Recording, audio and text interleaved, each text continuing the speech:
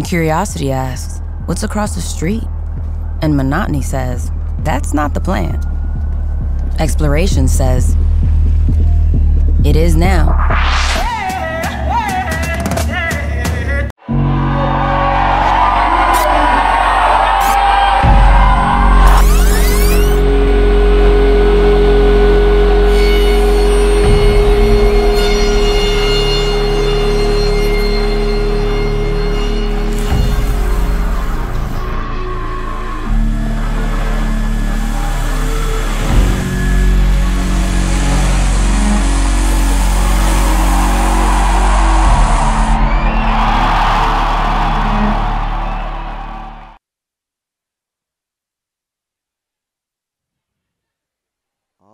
Everybody, welcome back.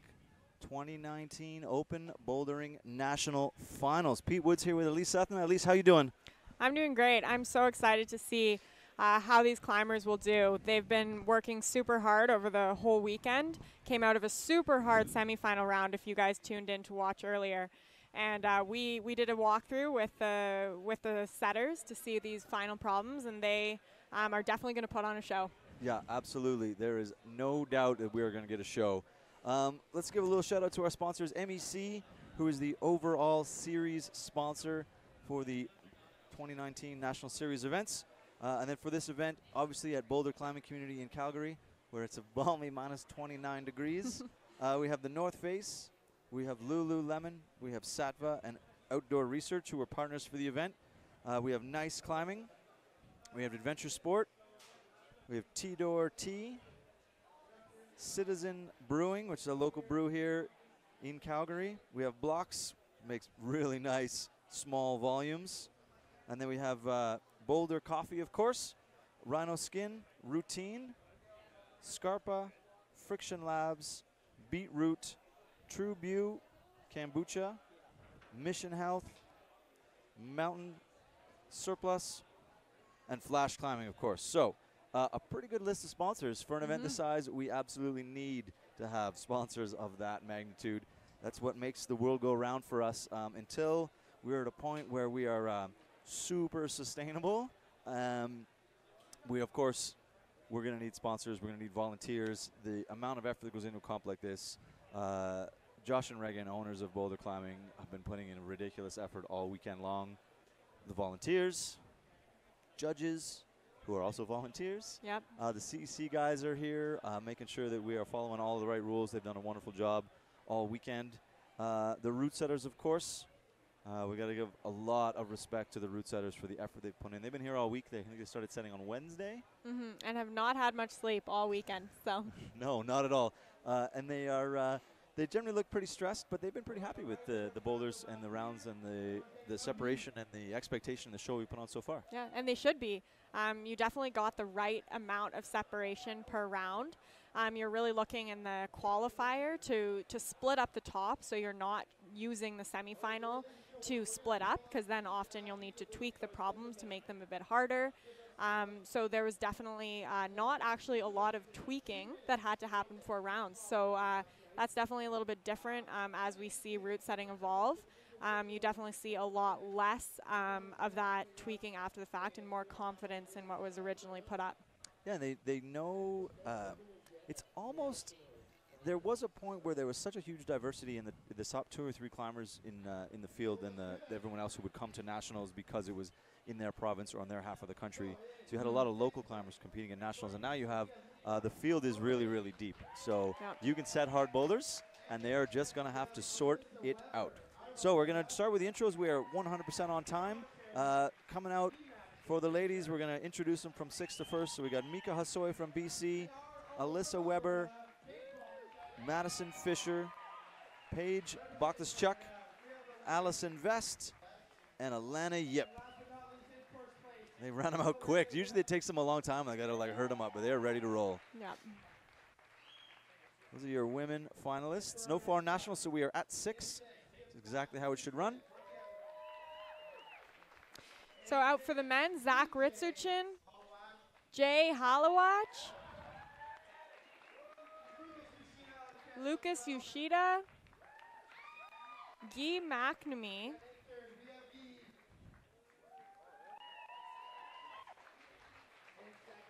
In second place, Tosh Surkut. And first place, putting on quite a show this afternoon, Nathan Smith. Big Smitty,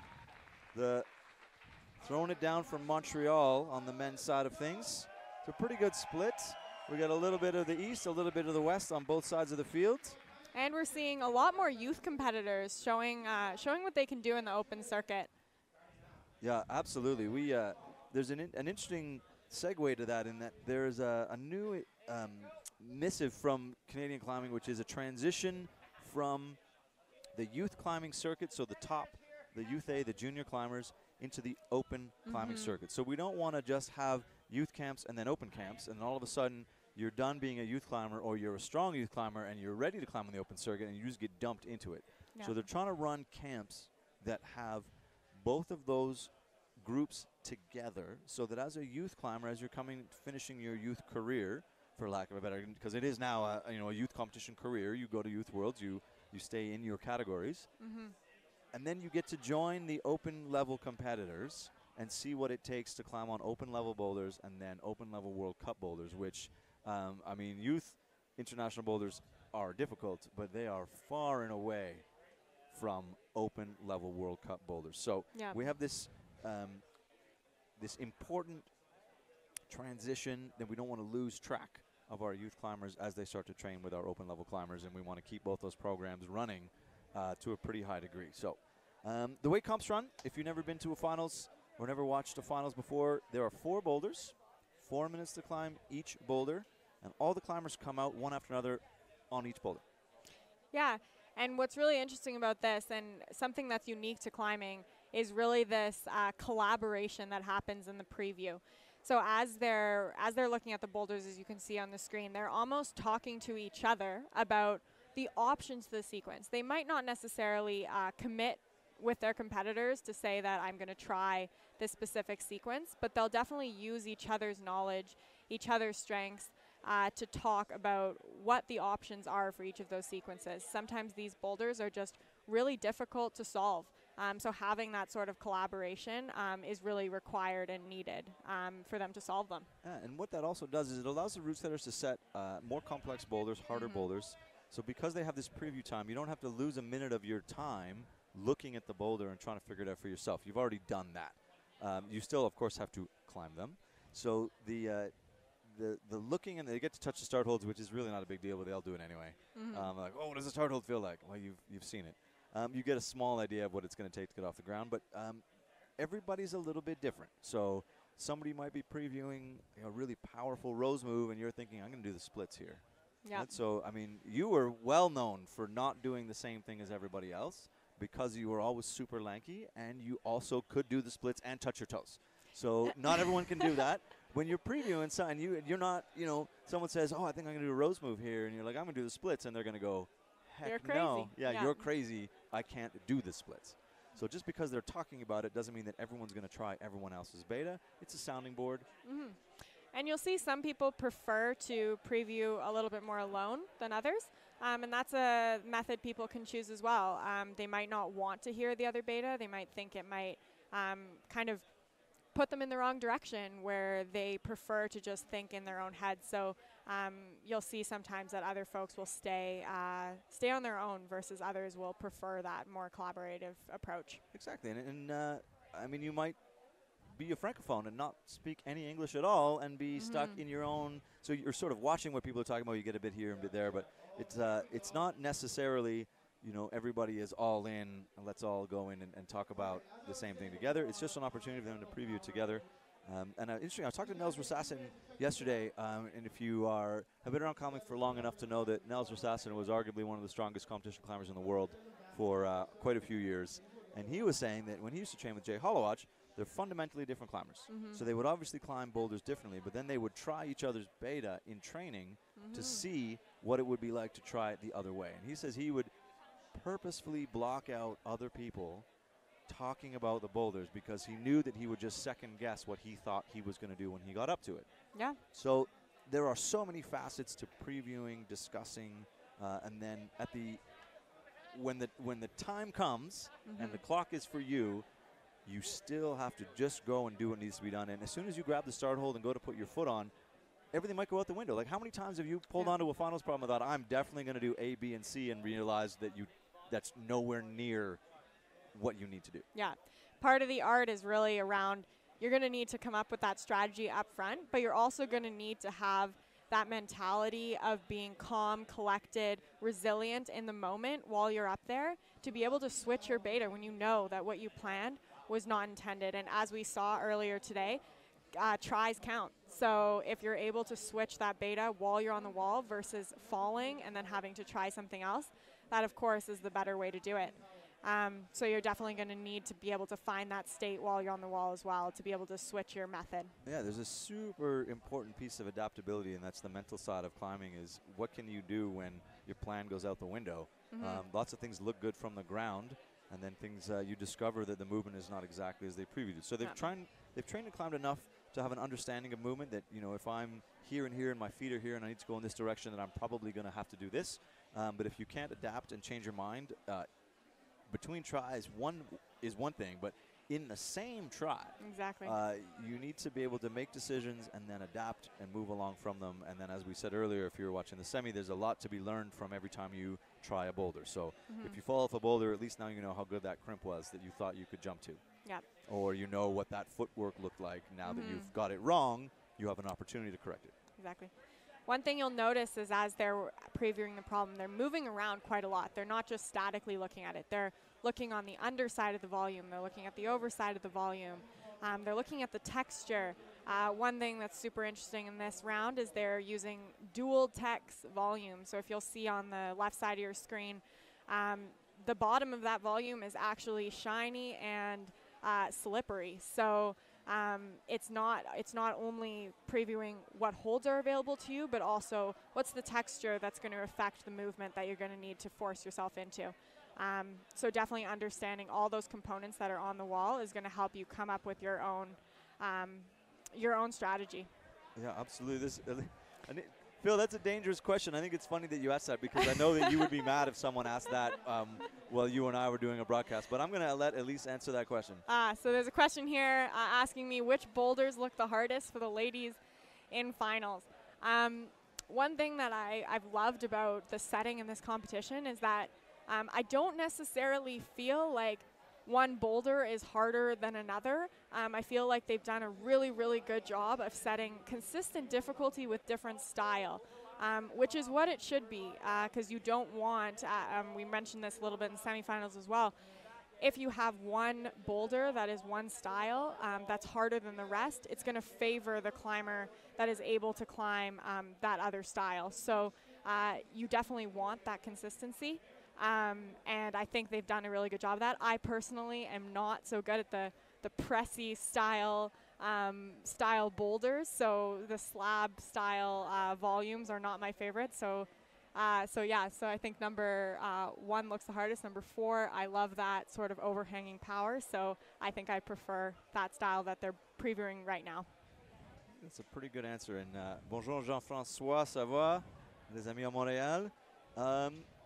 Fred Charon, the chief for this event, said, you know, some of the key elements that they try and think about was variety. So both variety in style, variety in the round between different different boulders for each side of the competition, the men's side and the women's side. Variety in the way the boulders climb, variety in the way the boulders look. So you'll notice 2 of these boulders have no wooden volumes on them, because the tendency is to set with so many wooden volumes. So they have tried to minimize volumes on a couple of the problems, and it just becomes the boulders with the holds on them instead of the boulders with the volumes on them.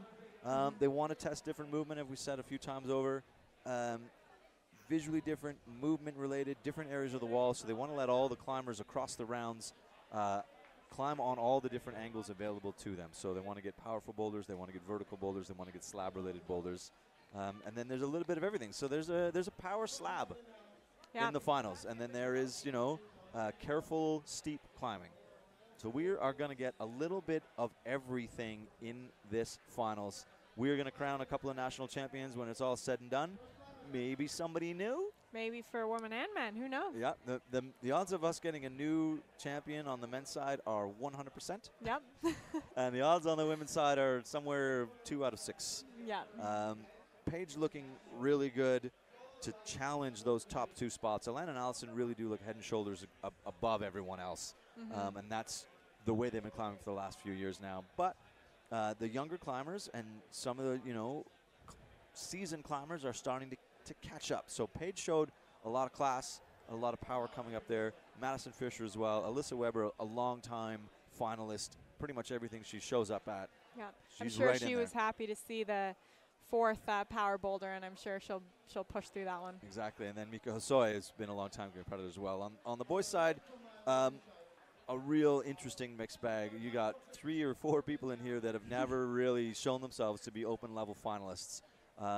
Nathan Smith, wonderful, strong climber. Tosh Shurkat, he's at comps, and then all of a sudden he just threw it down this afternoon. Guy McNamee, a really, really strong youth climber. Yukas Uchita's been around for a long time. He's got the ability to podium. Yeah. Jason Hollowatch, as you know, you've heard me say 100 times in the last 10 years, always has the ability to make a podium. And then Zach Richardson just, he's a national team member. He's been to some World Cups and just turned it on. So we have a couple of really deep, really interesting fields for you. And really, there's nothing else except to see what happens. Yeah, exactly. Let's make some predictions. For the humor of it all, let's make some predictions. I'm going to go Allison Vest repeat. And I'm going to go Nathan Smith pulls down his first national championship. I don't know. So for men, I think that Jay Hollowatch is the experience that he has. I think he might be able to pull it through for the win. And I know Alana, I know she's been training really hard for this, and but I also think I might have my bet on Allison, although the pressure for her to come back and win again is a lot. I know I've been in that position, and the pressure that comes from the expectation of winning is really hard to get past.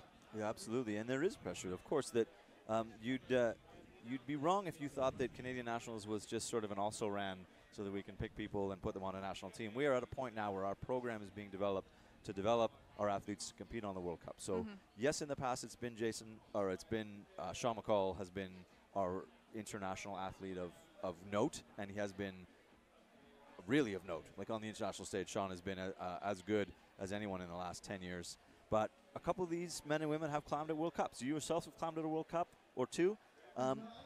So we're getting there. We're getting to a point where we're developing enough strong athletes that we can put a team that goes to a World Cup where we're starting to put people in the top 20 at a World Cup instead of just calling it experience, and we have Sean McCall and then anyone else who chose to go. So we are, as a nation, we are developing the systems, we are putting things in place, we are directing funding to the right parts of competition development. Yep. And what we want to see is the fruits of our labors. And it's not all about the Olympics. No. We're going to talk a little bit about the Olympics. I know some of these people have been doing speed climbing. But it's not all about the Olympics. It's right now still about the World Cup. The Olympics is forcing us to change our approach, so you have to do lead and speed as well if you want to go to the Olympics. So for a few years, people are going to train lead and speed that normally would only be World Cup boulder specialists or lead specialists. So for a little while, we're going to give it everything, and then we're hopefully, as the format changes, maybe we can get back to have people who can specialize a little bit deeper. Yeah. Like if it was you right now, would you, knowing that you'd have to climb speed, would you be pushing for that? Would you be climbing speed right now? Well, I have competed in 1 year where I did all 3 disciplines in ARCO and did train speed for a little bit of that summer. How's your speed time? Not as fast as I'd like it to be. I was sub 15, I was which going to say, awful. Were you sub 20 at least? Did you get sub 20? But I do feel like, speed gets a lot of bad rep, but it does provide a lot of that commitment, fast twitch muscle that is required for a lot of bouldering and lead. I think the challenge is that it is a different sport. It's like asking a long distance runner to be a sprinter in the same competition, and that is challenging. But I do think that speed, it's a step in the right direction, at least for exposure to climbing at a world stage. Yeah, let's see. We'll see how it plays out over time.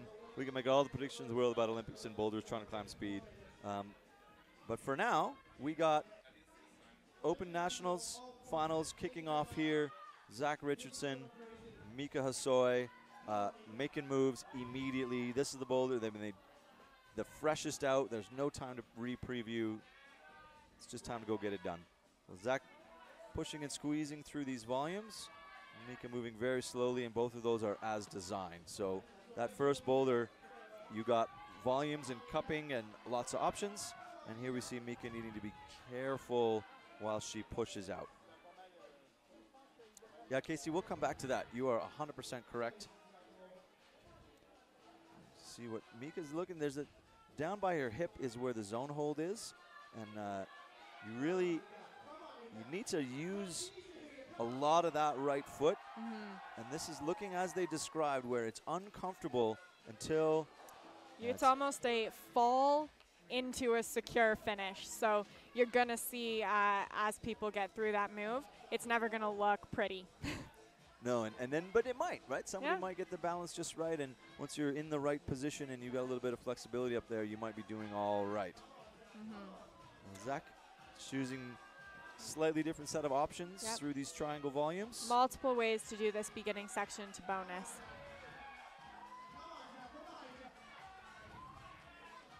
That blue hold that he's going for, it's really not great. So to match that hold is going to be really tough for folks.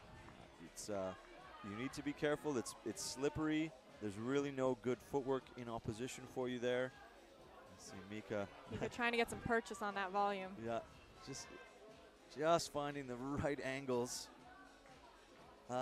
Casey, in 2024, they've suggested that they split speed back out to a separate event and have lead and bouldering as a combined event, which is more in line with there are a lot more people who do lead and boulder than who also do speed. So if that gets, there you go. You see that almost from Mika. So the new Paris format will actually increase the caliber, definitely, of speed climbers that you'll see at an international stage. Yeah. Because it's mostly it'll be the bouldering and lead climbers who just learn how to speed climb just well enough that will likely get into the Olympics this year. But you're not going to see the caliber of speed climbers that you should. And the interesting flip side of what everybody talks about is that all of these poor boulderers and lead climbers who have to learn how to climb speed, there are some speed specialists who are ridiculous athletes who won't make the Olympics because they don't ever train lead or bouldering. So the record holder right now who can climb a speed wall in 5.2 seconds or something, he's not going to be there. He won't be there, and he is a really interesting competitor and a wonderful athlete. And if there's a couple of good profiles, and I'll have his name escapes me at the moment, but he is an insanely talented speed climber. So you won't see him, which is disappointing. We'll see if Zach does anything different here. With about 30 seconds to go. And then remember, we're in 4 minutes. There's no plus anymore. Oh, a good match. Oh, Mika almost falling into that. Zach Richardson, just with time winding down, solves the move from the transition of the zone to the finish. That's a good top from him.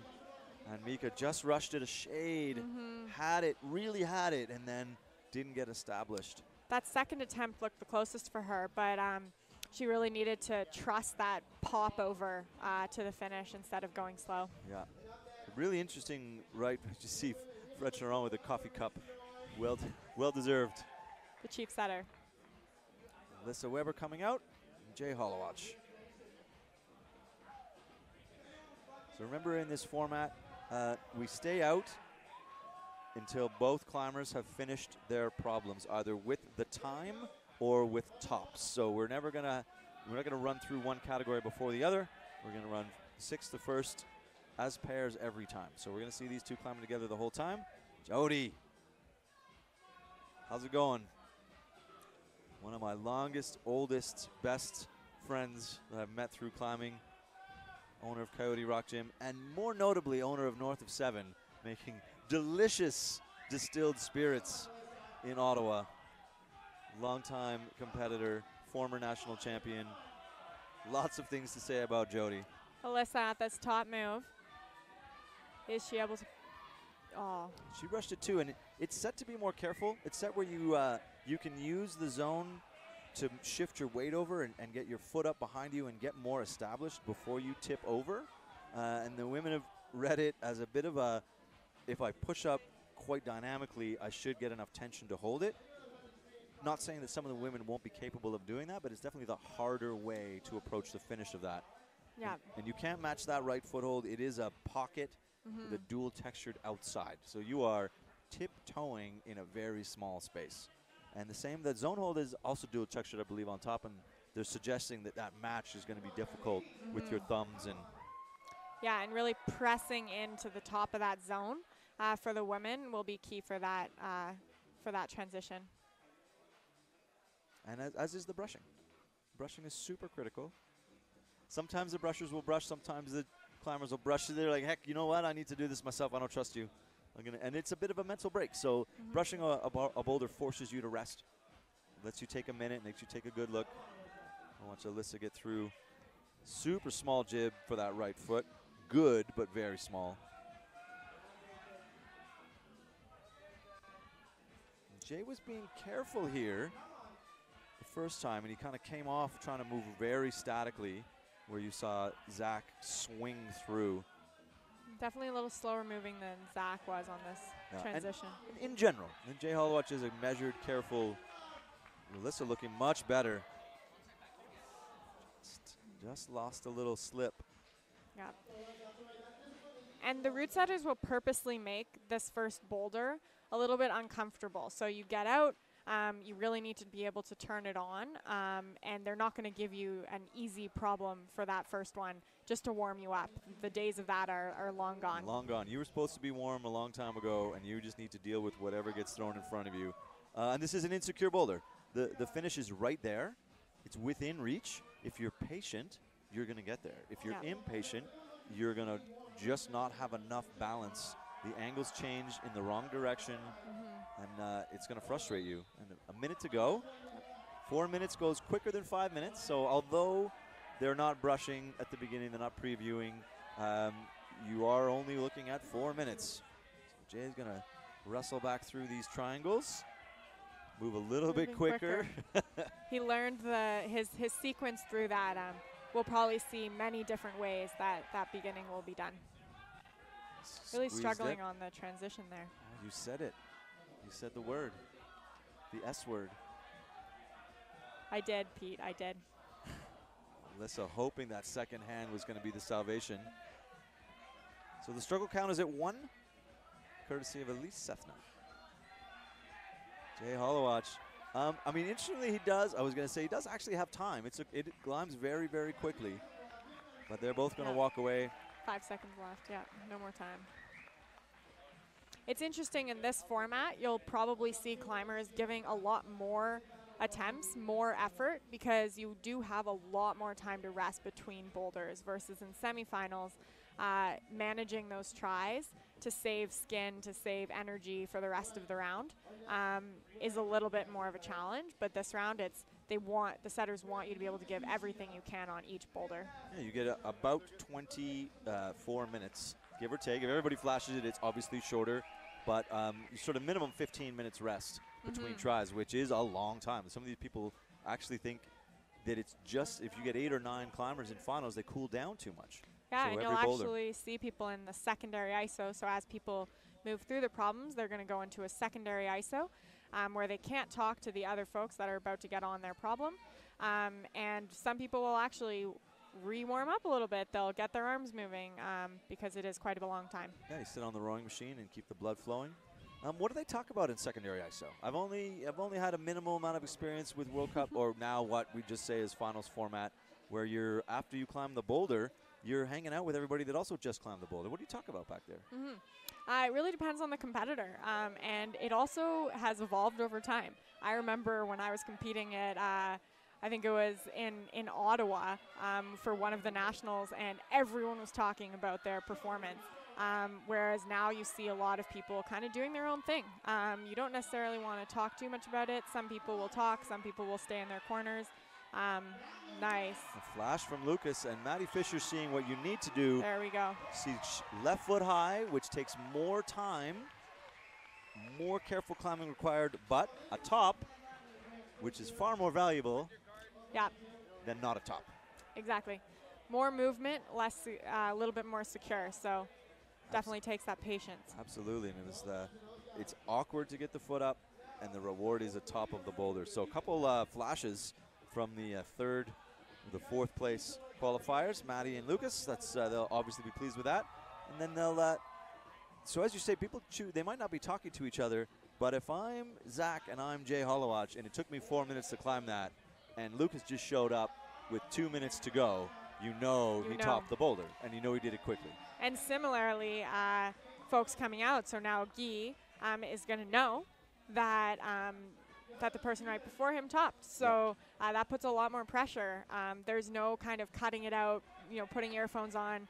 You know that it goes right away. Yeah, so they tap you on the shoulder. You're like, oh, wow, it's only been 2 minutes. And you can hear the crowd. It is no surprise how other people are doing, and that means that by the end of the round, you probably know that you either need to flash that boulder or you have no chance of getting on that podium. So it definitely puts that extra mental pressure on you. Yeah, and a super interesting piece of the evolution of the sport is that instead of being always in complete isolation and never knowing what's going on, some of these events will now post the live score, and you can walk out and look at it because they know that you talk about it, and they know that and you know that what you need to do and what place you sit in based on how many boulders you topped. And there are comps where people are far and away ahead after after the third boulder, and then there are comps where it comes down to the last try of the last climber, and they'll know that they got to come out and send a boulder in 2 tries, and that is exciting to watch, knowing that you have a climber who knows that they need to flash a boulder to win a competition. And yes, it's evolved from what it used to be, but it doesn't make it. It's not that it used to be better. It just used to be different. Yeah. So Paige going the low foot high press route on her first try. Has touched the last hold, but what will she learn? So it's worth noting that I may or may not have made a wager with a certain climber from Ontario that Alberta would get more podium spots than Ontario. And currently I just got a text message, Tasty Ontario tops. Oh man, that's too good. That's dangerous for my betting life. I would almost bet BC. Yeah, but would be up there. We went home province. So if you are a fan of Plastic Weekly, cheer for Ontario tops. If you're a fan of P. Woods, cheer for Alberta tops. And remember that Jay Holowach is officially from Alberta in the stats. So Guy McNamee going heel hooks. Paige getting into the press and looking for the clock, which is interesting. It doesn't need to look at the clock right now, but needs to be. Oh, yes, she's figured out that left foot. There we go. Oh, but doesn't like it. You got to be flexible here. There we go. That's right. Good stuff. Nice. Paige. This is her style. She trains at the at Boulder. So this is her home gym, and she definitely shows her strength on those more slabby boulders. 1 minute to go. Guy McNamee. I see a question on the live stream. I'm not going to weigh in personally. I do know that Jay has been fighting a couple injuries this year, so he hasn't been training as much as he wants. He also owns a gym, and he coaches for the juniors at his gym. So he's not a full-time 100% training. So if it looks like he's struggling, maybe he's also, you're seeing Guy struggle here, who's a young, strong man. So it's not about age. It's about boulder style, ability, how you're feeling. Maybe you got to tweak, maybe you don't. And the round's far from over. Yeah, we're one block in. Yeah, 1 block in. So much can change. So Guy's going to walk away with a zone, and Paige is going to walk away with a top. So tops, of course, super valuable. We're going to see Tosh Surecat coming out and Allison Vest.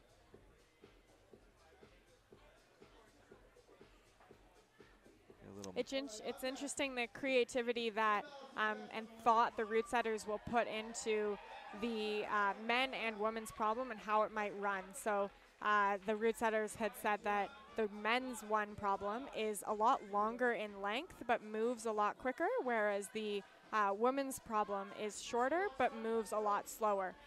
So you will likely see climbers on the wall for the same amount of time, even though the problems are really different. So there's so much science and thought that goes into route setting beyond just even the movement. Yeah, there's almost no accidents. I mean, there's sort of controlled chaos, and it is a bit of a circus, but there's almost no accidents when it comes to holds on the wall and movement, conservation of movement, all of those pieces of the puzzle. Allison getting greedy, getting the zone early, where when else people chose to push through that volume first, but the tricky foot swap here. Yeah, nice. Doesn't look fussed by it. Tosh looks good on this full body compression move. Oh, just losing the balance a little bit for Allison. Looks a little upset. Casey, the age span of finalists. So for men, it is very big. We see Jason Hallwatch, who is one of the more seasoned competitors on the circuit. And we also see a lot of youth competitors coming in with Guy and Zach Richardson. For the women, we see a little bit less of a span, but definitely still around that. Paige is one of the youth competitors who just came out of the youth national championships with a second place win. And then we see some of the more seasoned competitors like Alana and Alyssa. Who've been at it for a little bit longer. We could pull the ages up for you. I mean, I think that experience counts a little bit farther than age does. You know, you might have 10 years of experience and started climbing when you were 20. And you might have 10 years experience in climbing when you were 10. So I would argue that experience in competing would trump age to some extent. Obviously, being young, you maybe have a little bit more energy, but then how well do you train? What do you do? Exactly. You get people who don't get pumped, which is sort of just the way their genetics have helped them. Justin, seasoned, yes. Seasoned. Seasoned versus old. We're also seeing, so when I was a youth competitor, there was no bouldering youth. There wasn't bouldering youth nationals. There wasn't bouldering youth worlds. It was just lead. And that has been a transition in the last couple of years, and we're seeing a lot more youth bouldering athletes feeling a lot more comfortable on the open circuit because they do have that training leading up to it that our past generation of the Allisons, Lanas, Alyssas, and me's of the world didn't necessarily have. So we definitely are seeing more younger finalists than in the past. Yeah, it is a really interesting point, is that the youth bouldering circuit is a new thing. Oh, Allison kind of didn't look super comfortable on that right foot. No. Rushed it, and then now we got Tosh, who has got close, unable to seal the deal, and is now having trouble getting back around the zone because it is a sapping boulder. It's basically, they're keeping their feet on, but it's essentially footless through these triangular volumes here. Corey, Justin is definitely seasoned. Well seasoned. Justin is more like a fine wine. All right, 30 seconds to go, Tosh. It's interesting on this first men's boulder. You'll see a lot of people really second pressing on those volumes, and they're losing a lot of skin doing that. Oh my goodness, he recovered on a one-hand clap, but then couldn't quite bring it back in. That's disappointing. And probably lost a lot of skin there. He might have. And the setters had intended that. They want this boulder to be precise, be careful.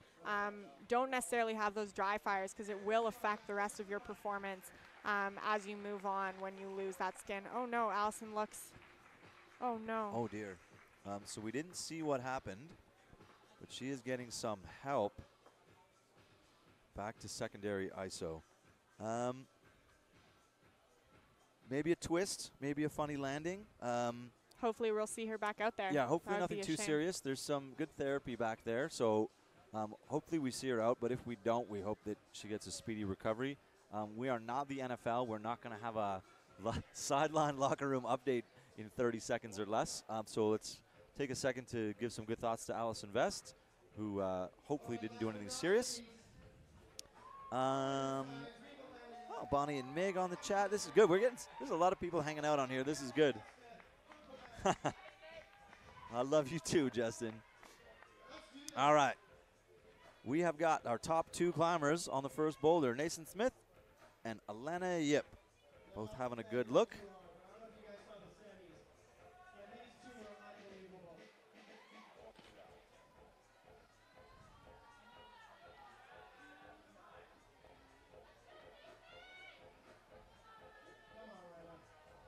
Getting a lot of forearm on that volume. And you'll see the placement of the bottom volume actually creates a longer slab. So one of the route setters' challenges in this gym, and in a lot of gyms, is angle changes where there's not a consistent slab. So in order to create a longer slab, they've actually put the volume at just the right angle to be able to create more length. In the same angle. Exactly. Oh, Nathan getting maybe a little too excited. Oh. Alana as well, getting a little too excited. She had the right idea there. She put her foot up. She knew what she had to do, but just a little slip. The classic. Let's sit down for a minute and stare at the boulder. And I see her do that quite often. She will sit in between her attempts, whereas others will stand up, move around, like Nathan was just doing.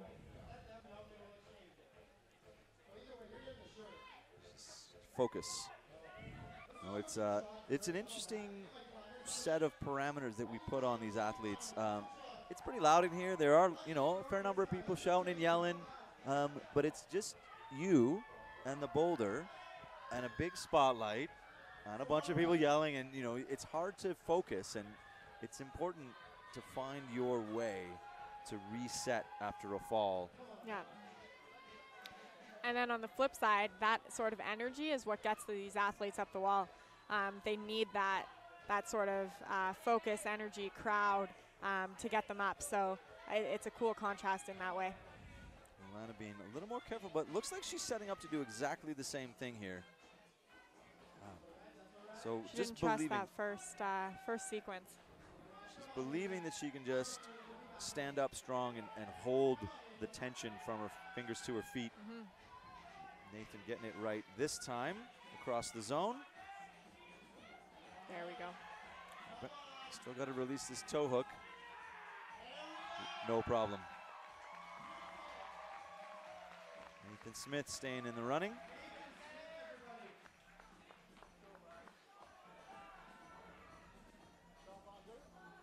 Yeah, absolutely. Madison crushed that slab. She did that really, really well. And she read it really well. First try, putting her foot up there.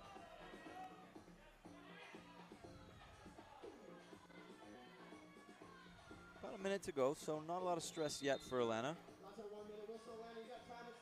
But she's going to look at this. She's doing the same thing. Oh, nice. But able to push it out. But able to make it work. So. Nodding her head, a little disappointed with the number of tries. But tops matter. Tops matter. I am surprised that she managed to do it that way. That's not easy. No. Not at all. And just like that, boulder number 1 is finished.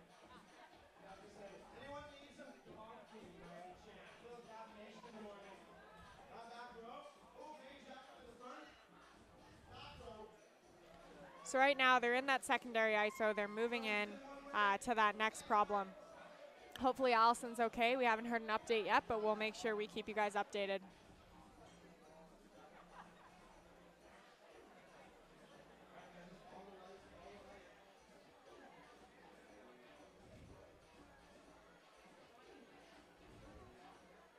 These transitions happen, so they'll run the entire first problem, and then they'll move the spotlights, they'll move the cameras, they'll move everything over so that the focus is on that next problem, which we're seeing right now in the transition.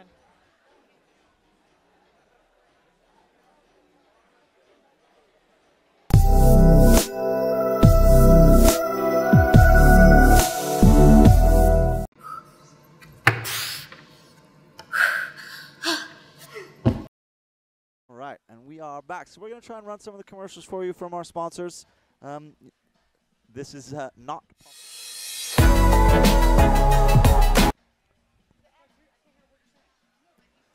So boulder number 2 for the women climbs sort of out of the corner on the left side of the gym. This is the no volume boulder for them. Although the route setting's going more towards volumes, three-dimensional, confusing, we also need to make sure that these competitors can pull on holds, and that is what this problem will test. So this is a really interesting men's boulder here. This is the power slab, Casey. That's the hashtag.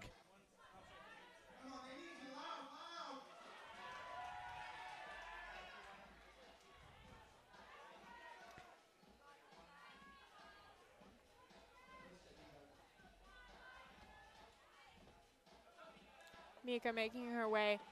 This one's really around. You need to get your hand on there. Really trust yourself. You're going to be off balance. You got that foot stab really nice. Well read. But the problem is not over yet. No. Yeah, so we realized we had a difference in volume for the commercials. We won't do that to you again, we promise. Zach is sort of hammering up this thing.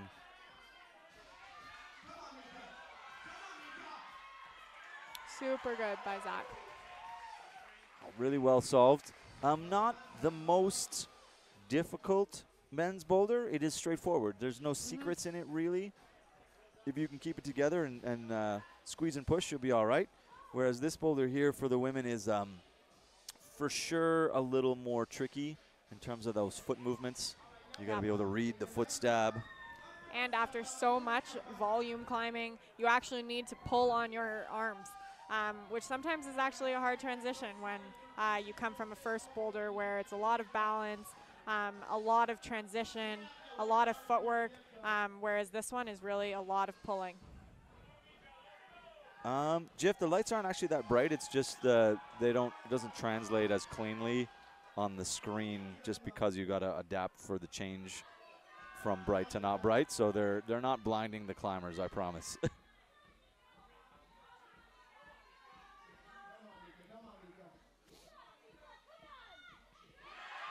Nice. So this switch here is not easy either.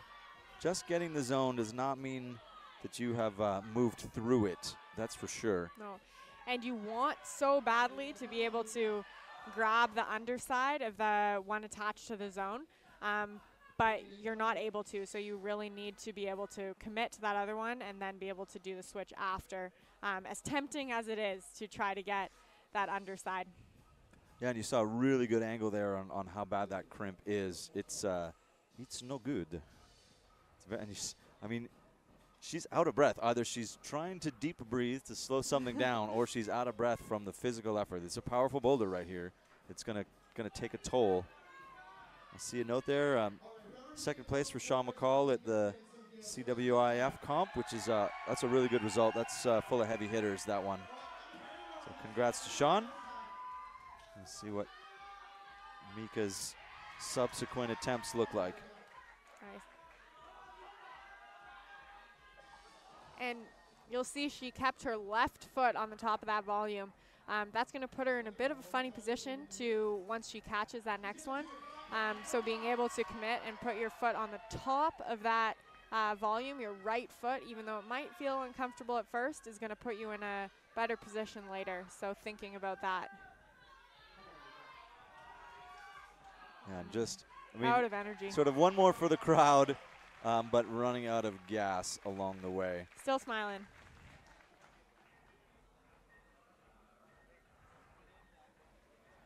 A quick brush, a little maintenance along the way, and we're going to get Alyssa Weber and Jason Holowatch making the long walk from ISO. We used to see a lot more competitors run to their problems. I haven't seen that much anymore. No. Some of them are excited. Some of them are pretty cash about their approach to the start of their boat. Like, why would I run? Hey, look at that. And then, so now we have Sean. So Sean unable to be at this year's Canadian Nationals, but watching a live stream to see who is coming calling his name next year. A lot of flexibility in those hips for the start of this men's two, having to get your foot on the same volume as your hand. And Jay electing, wow. Oh, wow. That is fantastic. That is not as designed, but that is as Jay likes to climb. Light and fluid. Wow, making it look easy.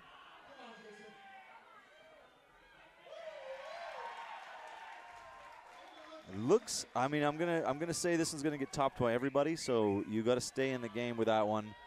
But he did shake his head, and that's him thinking about boulder number 1 still, I would argue. It's tough to shake the failures off, isn't it? Yep.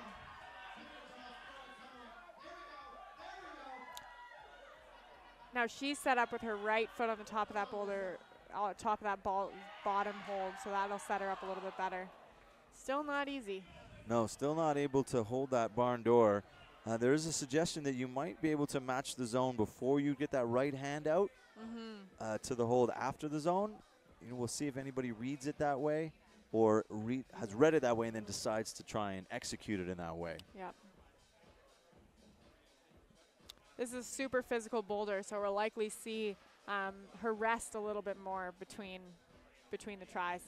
Yeah, it's taking a bit of effort. Just getting worn down. Got to climb yesterday, got to climb this morning, got to climb this evening. But this is what this level of competition is about. You got to be able to dial it in. You got to be able to climb through 3 rounds in 2 days. That's a World Cup as well. Yep. So we're testing them, but not to, you know, people might think, oh, I can't believe you make them climb semis and finals in the same day.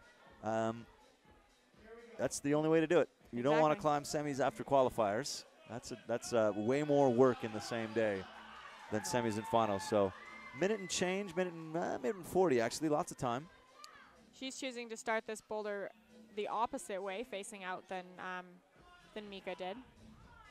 Oh, the favorite Sethan is Elise Sethan, no doubt. She's sitting right yes. beside me and has been a... I've always been Pete's favorite, though. Eric, nice.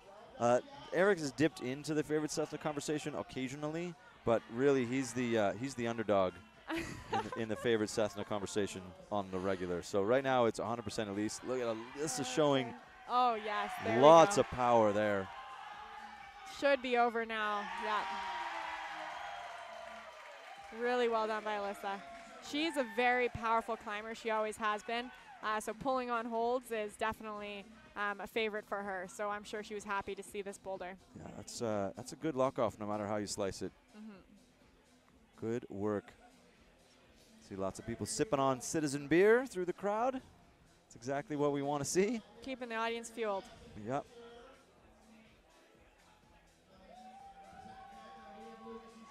Madison Fisher going to come out. Lucas Uchida. We'll see how Madison fares on this different style of boulder. She was looking super good on boulder number 1, but this will definitely test a different style.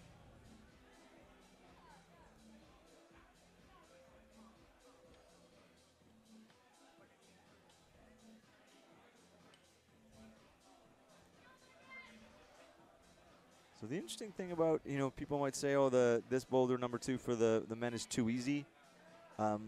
It's not that it's too easy, it's that it's getting done, which means that if you're not topping it, you're not in the running. It's still a hard boulder. You know, it still provides opportunities for people to fall off, but they are all matching here where it was set as a pull through. So this move here is not as designed, but is working for these climbers.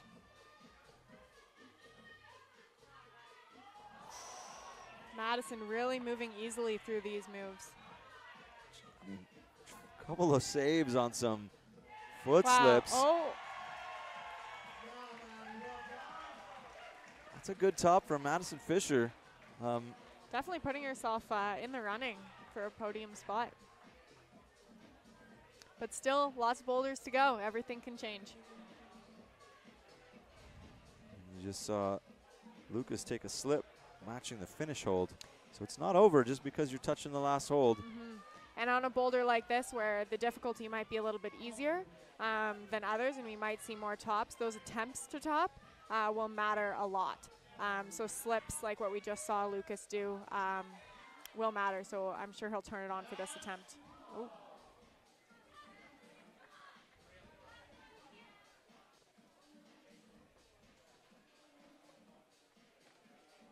One thing we see a lot in this round is that you might not be able to see through the camera is on the underside and some of the volumes, there are really small jibs, gray jibs, that are helping a little bit. So we are seeing a little bit of that.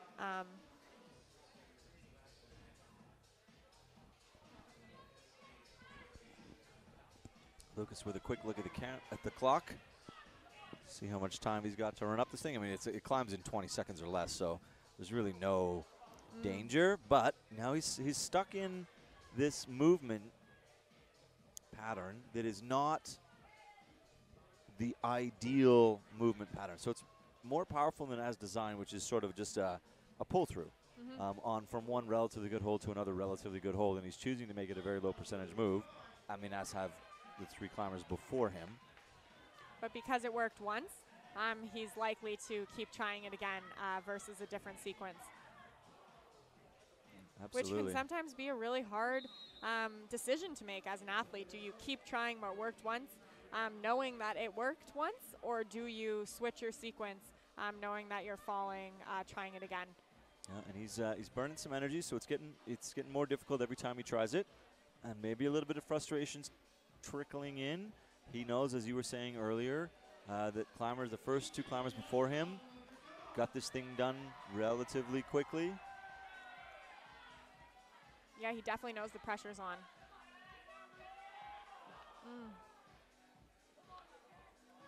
25 seconds. Let's see if he tries the same sequence. Yeah, there's no way he changes it now. No. So it's, I mean, a little bit. There we go. So he leaves his hand 10 way seconds behind. left. Don't rush the last move. Oh, man. A little rushed. Yeah, that's the clock inside his head.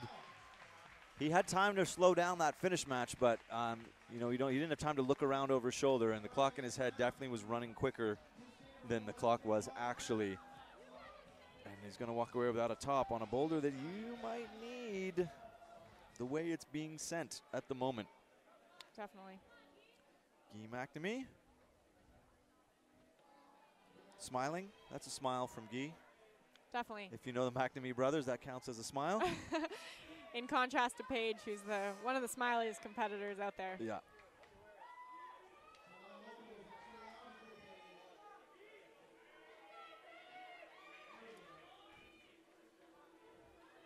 But Guy's showing some pretty good composure. Right? Didn't really look too shaken up by not topping the first boulder.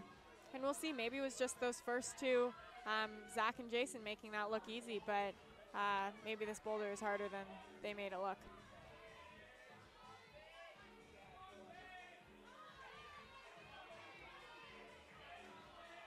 Paige committing to this. Well, I mean, he's got a big wingspan, Guy does.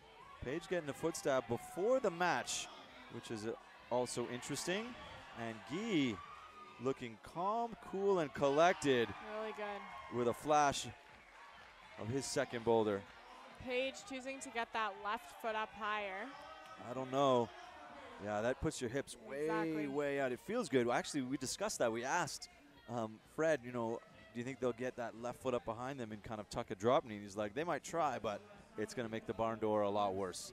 Yeah, it's tempting because it feels more secure as you're moving, but then it puts you in a bit too high of a position versus if you were to really commit to pressing into that bottom right foot. It's like he foretold the future. And that's their job. That's their job, exactly. Their job is to climb and run these moves, see what's possible, see what's capable, see what's going to make them fall off, and see what's going to make them successful. And some of these boulders, they straight up tell us, yeah, there's 3 ways to do that, and that's fine with us. That's what we want. We want to create some confusion. We want them to be unsecure about their decision-making along the way. And then sometimes there's one really, really good way to do something, and if you don't figure it out, you're just not going to do the bowl. Paige on her second try.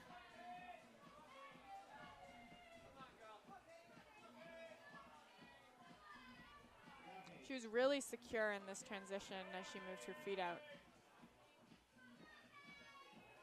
But it is more right hand intensive than matching first. Like she puts tons of squeeze into the right hand there. And she's going to go back to it because she is bendy. There we go. And gets the flip. And just as Fred said, sometimes competitors prove him wrong. Yeah. So staying composed, sticking with her beta, but trying harder. Yep. That's definitely a thing, is do what you did even though it didn't work. But just put that much more effort into the squeeze factor. Yep. And you did see she moved more statically to it. So instead of doing the transition while her foot was up, she made sure she really got her hand on that next hold before she made the switch. Yeah. And that was the way Alana did that too, is she locked that left hand down and then just made that reach really, really, really calmly. Yep. Alyssa's showing that power as well. So toss Shurkat, and we'll see if we get an Allison Vest out.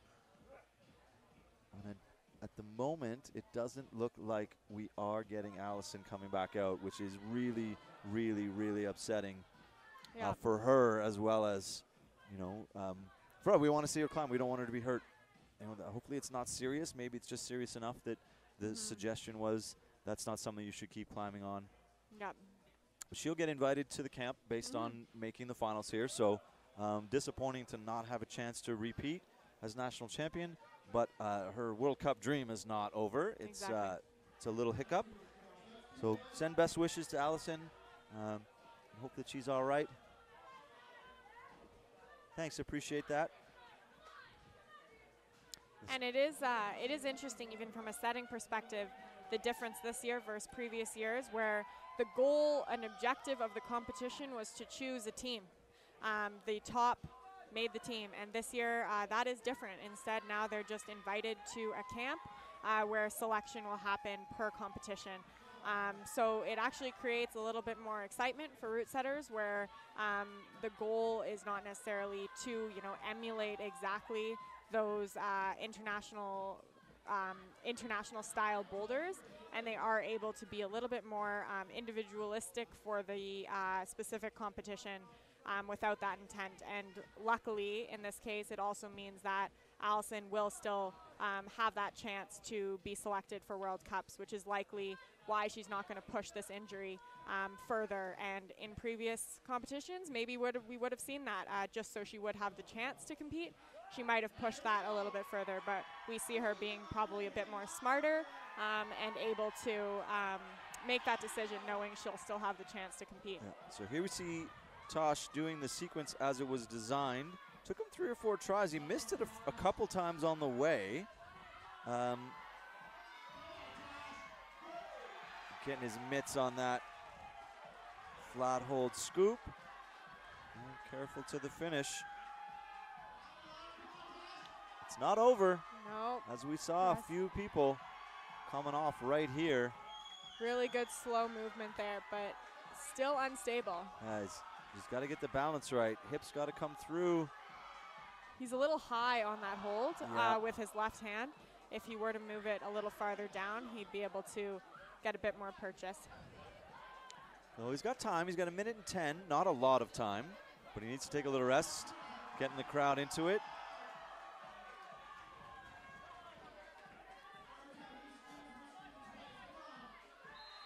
One minute to go. And Tosh with the top, staring him in the face.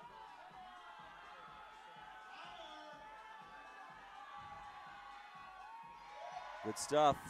Lots of time here for Tosh. Doesn't need to rush it. Needs to get it right, as you were saying, Elise, a little bit lower on this finish hold. And then you got to get your feet right to match. Oh. So he moved a little faster this time than previously, which pushed him off. Yeah. And so yeah, a boulder that spit a few people off, even though the first couple climbers out made it look really, really easy. Zach and Jay just really crushed it. And then a couple hiccups in the middle. And then we'll see what Nathan Smith is capable of.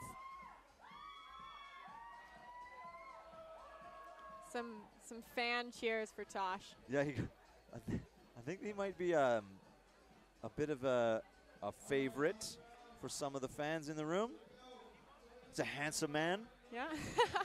And definitely one of the first times in Open Bouldering National Finals, so definitely exciting to see some new faces. Yeah, and he's taken his opportunity to be on the big stage on the Canadian climbing circuit.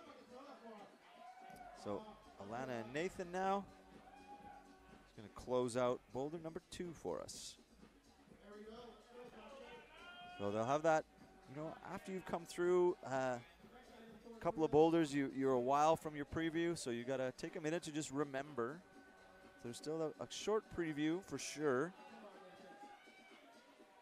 Yeah.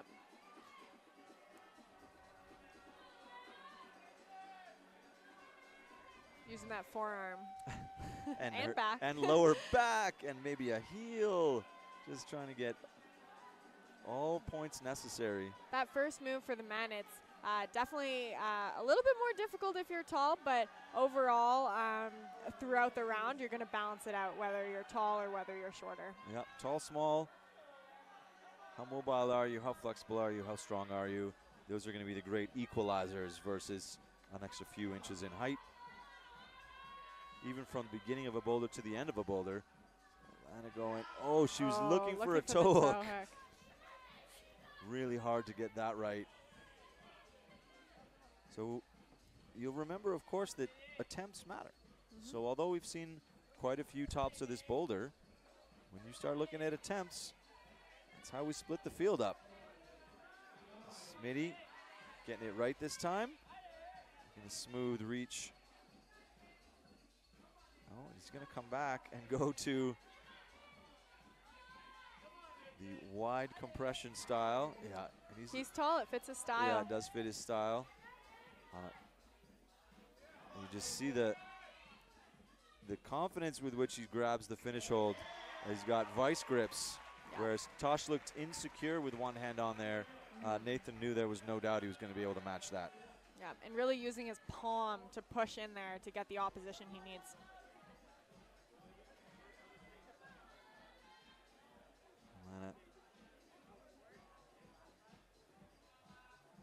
Not looking super comfortable in the start here. No. Which is just enough to fatigue you a little bit.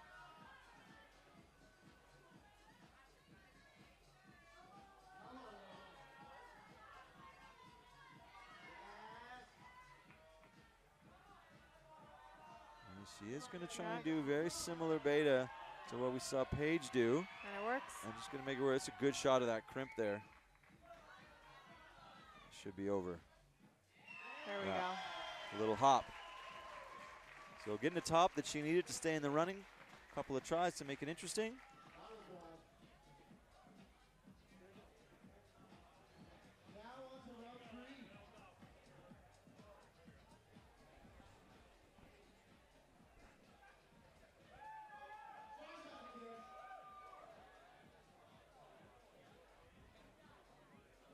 Go back and run a couple sponsor commercials for you guys. Get the names back out there. And now we'll be back in just a few seconds.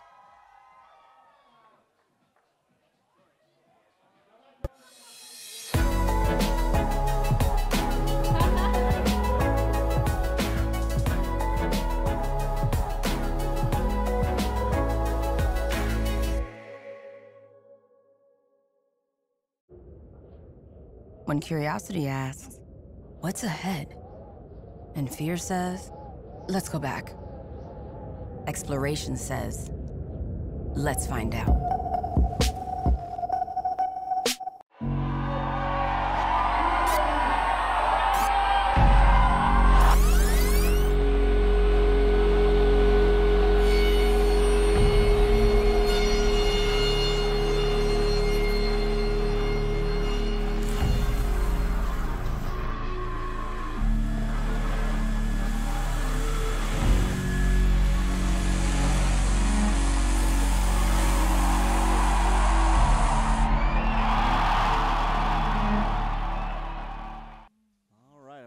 With Zach Richardson and Mika Hasoi staring down the third boulders of the round. And like all of the ones to this point, at least I would say that these are some nice looking boulders. These are some very nice looking boulders.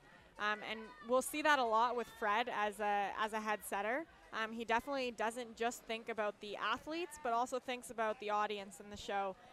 Not to any detriment to the athletes in the movement, but definitely there's intent behind the look of the problems. He wants all problems diversity, both in movement, but also in how they look. And we definitely see that in these two boulders.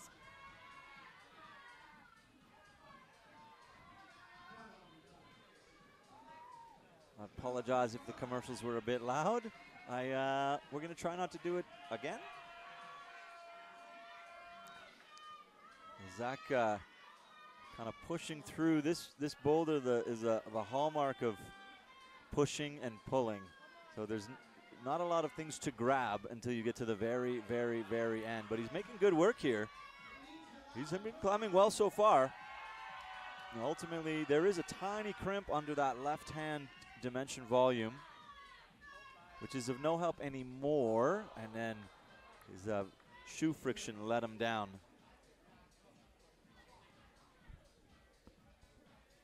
And Mika getting up into the sort of double Gaston press, but also slipping all of a sudden. So, and lots of different ways to get in there. We'll probably see for both of these problems different styles to start and to end these boulders.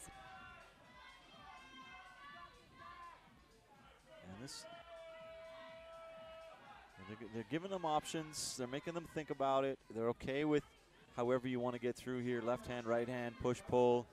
Whatever you do, you still have to get over there and eventually end up in essentially the position we're seeing Mika in right now.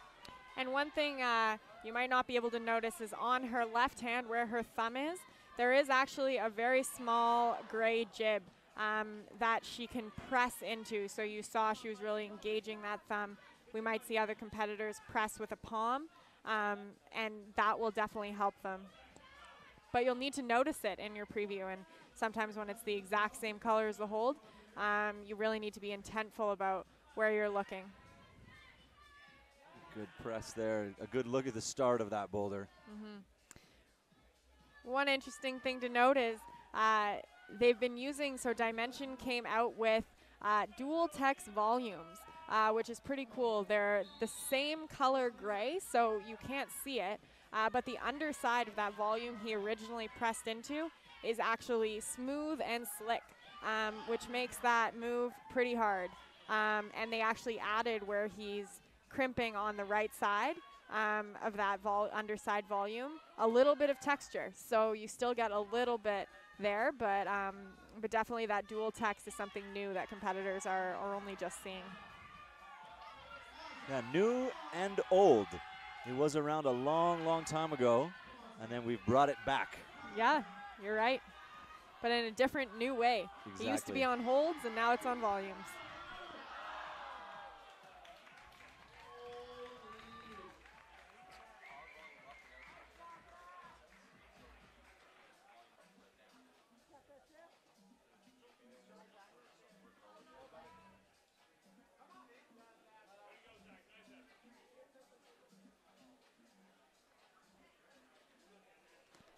You're right, Stephen. As if dual text hold weren't hard enough to climb already. Volumes, the whole purpose of volumes is that you have texture. So taking away that critical element to volume climbing definitely makes it a bit more challenging. We're making our lives difficult because that's how we separate climbers one from another. And we're making things more difficult, that's for sure. We have to. The climbers are just too good otherwise. They're just too strong. We can't have them being that strong and not do something about it. Exactly. So Alyssa Weber out here, Jay Hollowatch. We'll see if Alyssa's able to solve that foot transition. This is definitely a foot boulder crux. Are you able to transition your feet over? And I get a note from longtime route setter and old friend Dustin Curtis that blocks and blue pill also make dual text volumes. Very cool.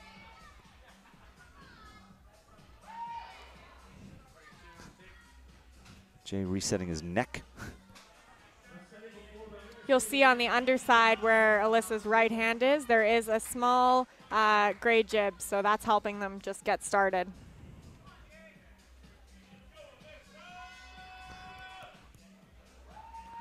Alyssa, one of the local favorites. You'll hear a lot of cheers in the crowd for her.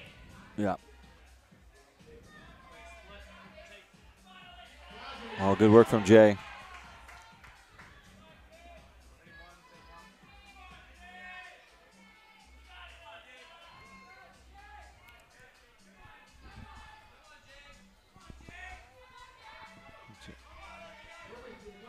We're moving slow and careful. This one eats time, similar to the boulders we saw in the semifinal round where they climb really, really slowly.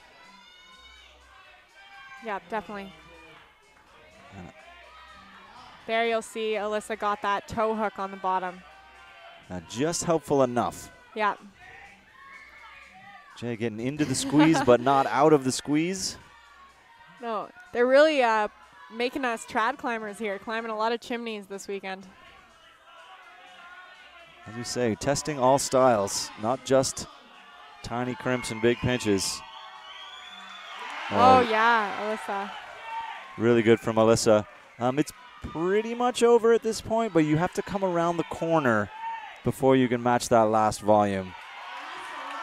Alyssa Weber, great top. Jay Hollowatch inside out. Wow.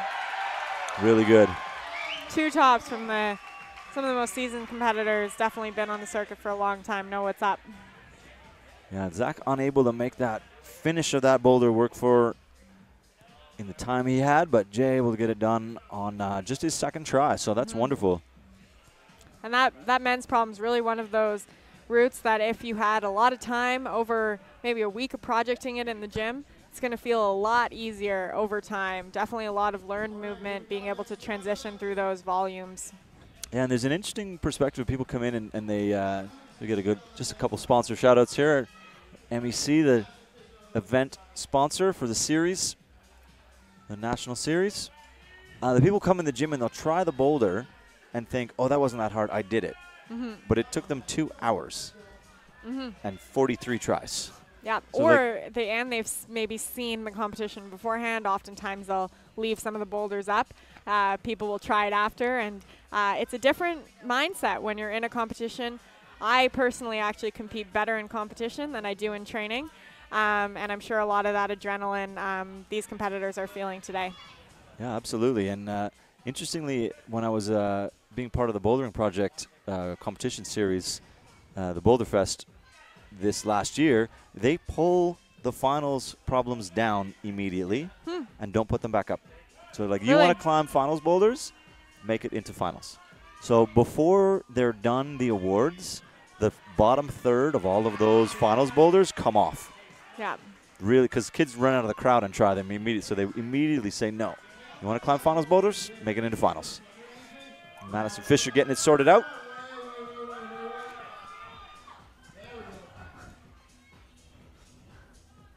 See if she can keep the momentum going from the last 2 boulders. I think she's the only one who has topped both in flashes.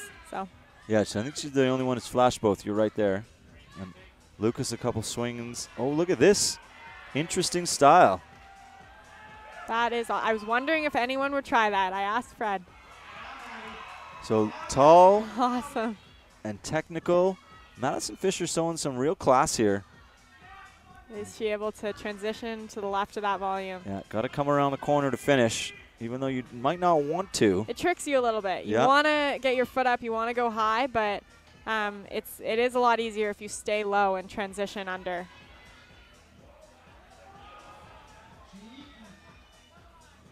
And she is fighting for it here. She's sort of refusing to come around the corner. You saw the way Alyssa suddenly relaxed as soon as she shifted her hips to the left and was able to settle onto that final volume. There's no holds on it. There's no holds on the top.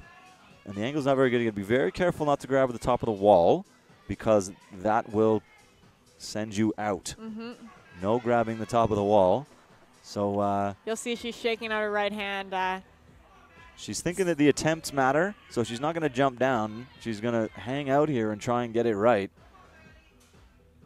This would be a heartbreak if she fell here. But I mean, it's interesting that she keeps grabbing that top volume like it's suddenly going to get better. Yeah. It's not suddenly going to get better. You have to change what your approach, not just believe. Looks like she might. No. She's not seeing it. And the clock is starting to become not her friend. A minute and a bit to go.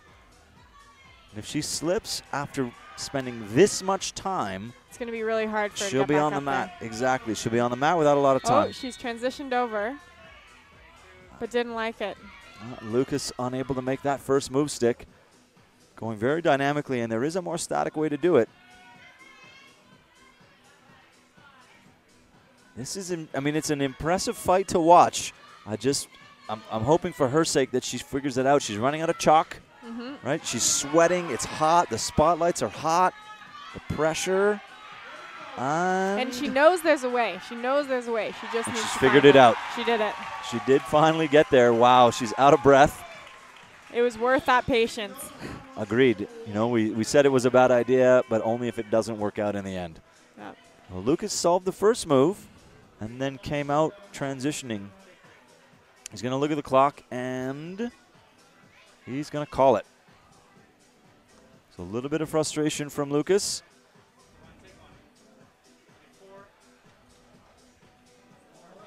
And that's going to bring us to Paige and Guy.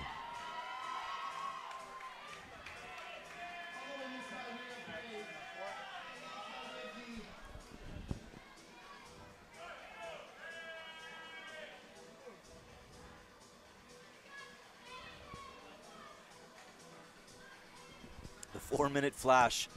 Good point. And sometimes problems like that require that sort of patience. But it definitely means that you can't give up when you're up there, because if you do, you won't have the time to come back. Suspenseful and a little bit stressful, especially if you're Madison. You did see her look over her shoulder a couple times, see where the clock was. Wipe her hands off. Guy going statically. He does have a lot of reach, toe to fingertip. Paige trying to get a bit too clever here. Oh, there's enough room. Heel hook not always your best friend. And I would argue this is in Guy's style. A slow-moving, powerful boulder is something that the McNamees do very well. He's good at pushing and squeezing. He's good at staying in control. He's very patient, which is what you need here. Yeah. Good push. I don't know that I'd ever want my shoulders to do that, but you have no footholds here. So you got to be... Somehow needs to get that right foot up higher. Yeah, and He's maybe... trying to use the opposition of the hand, but not quite the right position.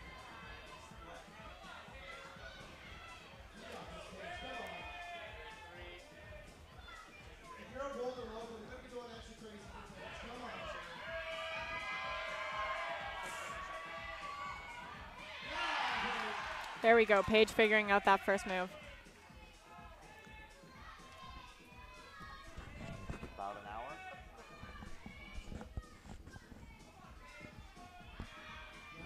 But also could be less. Okay, Paige getting up here. Paige is a really slow and calculated climber, and she really is able to keep that composure. There we go, super tensiony. I've seen this girl train in the gym, and she is a really big powerhouse. She's really been training a lot of that strength that she might have been missing last season, and we see that really helping her in this year's competition circuit. Yeah, it's making a difference while she transitions. Wow. Let's see if she's able to see the transition. He getting into the same place that he was in. Got to make a few adjustments to top this boulder. Paige coming around the corner, but not seeing the Gaston match and using every limb required. I mean, you don't have to grab the top of the hole to finish a boulder, right? Guy in the same general position. Is he going to jump? Oh. Jump, but just shy. Paige in the same boat as Maddie and just unwilling to do the right thing. Yeah. And the dual techs might be what's causing her to think she needs to go to the top, because this top volume the right side of that is dual text. So thinking about that Gaston, she might know if it wasn't dual text that it's the right option.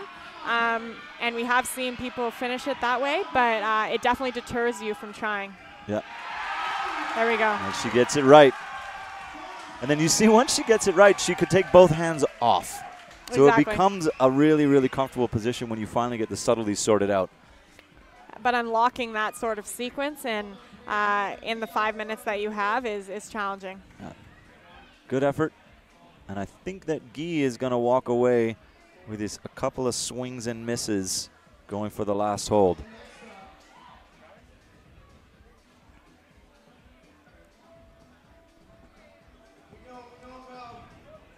A little bit of sponsor love coming up on your screen. Beetroot makes these really interesting vegetarian sandwiches that taste like things that aren't vegetarian sandwiches. Pulled pork made from jackfruit. Jackfruit, yeah. Things like this. It's a funky local company here. Blocks Climbing, Citizen Brewing. Of course, we're at Boulder Climbing Community here in Calgary. They've given us their facility for the better part of a week. It closed down on Wednesday, I think. Tuesday was the last day they were open to the public. Yeah. And they've been in here setting and preparing. Josh Reagan, the whole team, the people that work here. It's all hands on deck right now. Takes a community to run a competition like this. Yeah, absolutely. And so Tosh taking one miss, and this one eats a couple of attempts without eating a lot of energy. So a good boulder to separate the men. Take a few swings to get the first move right. And you'll see some of the other competitors that were able to stick that actually got their left foot really high, where you see that small jib on the left-hand volume, whereas he's trying to just go with his right foot.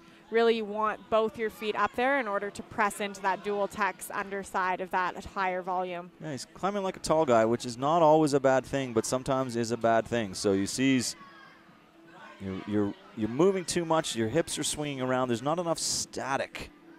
Yeah, we talked about it, Andy, having a clock. It's actually harder than you think. It's not so easy to run a clock that can ghost onto the screen. So it's a common question, and if it was an easy answer, we would absolutely be doing it, I promise. There's a good look at the underside of that dimension volume. About 2 minutes, 20 seconds left on the clock, so he's got time.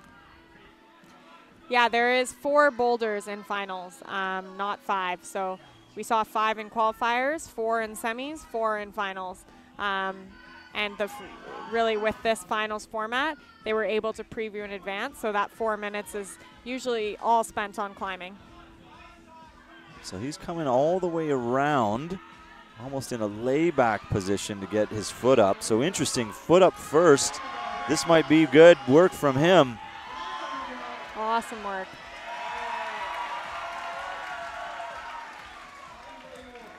So after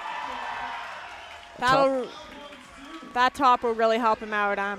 He hadn't got a top yet this round, so. Yeah, and after a top from Jay Hollowatch and then nothing from Lucas or Guy, this boulder is going to separate a little bit. Yeah, we'll give you a rundown on the score before the final problem. So after we see Nathan Smith and Alana Yip on their last boulder, we'll give you a quick what's going on. Yep, and they are all on compseason.com right now, being live scored. So right as they hit that bonus and within a couple minutes, it should be online. So feel free to check it out for yourself, but we'll make sure we give you the update.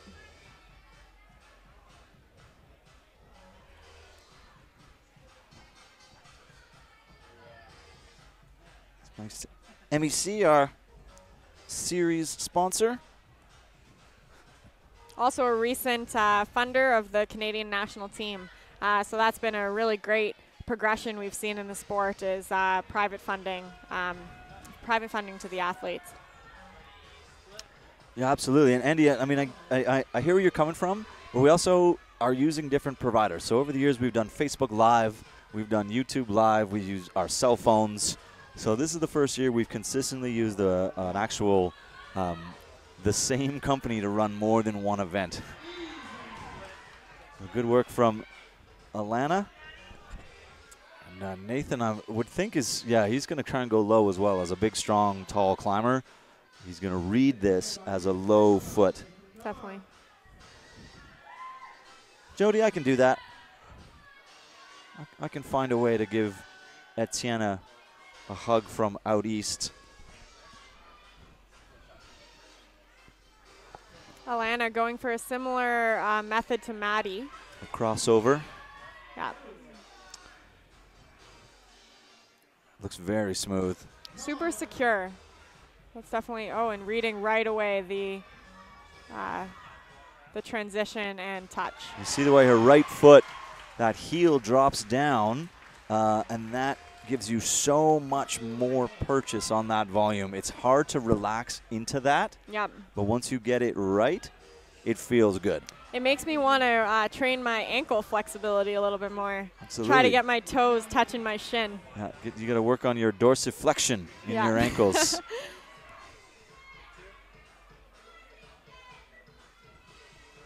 All right, Nathan.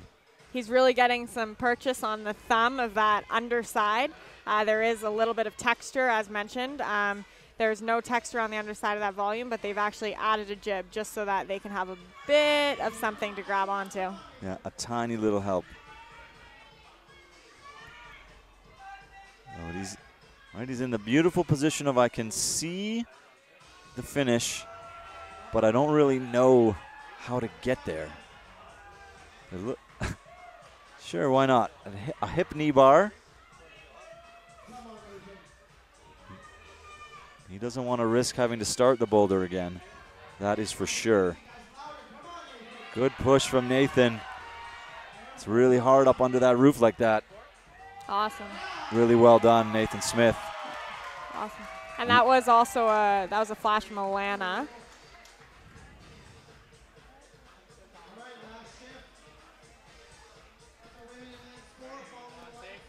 All right, so let's run the scores down for you. What do we got?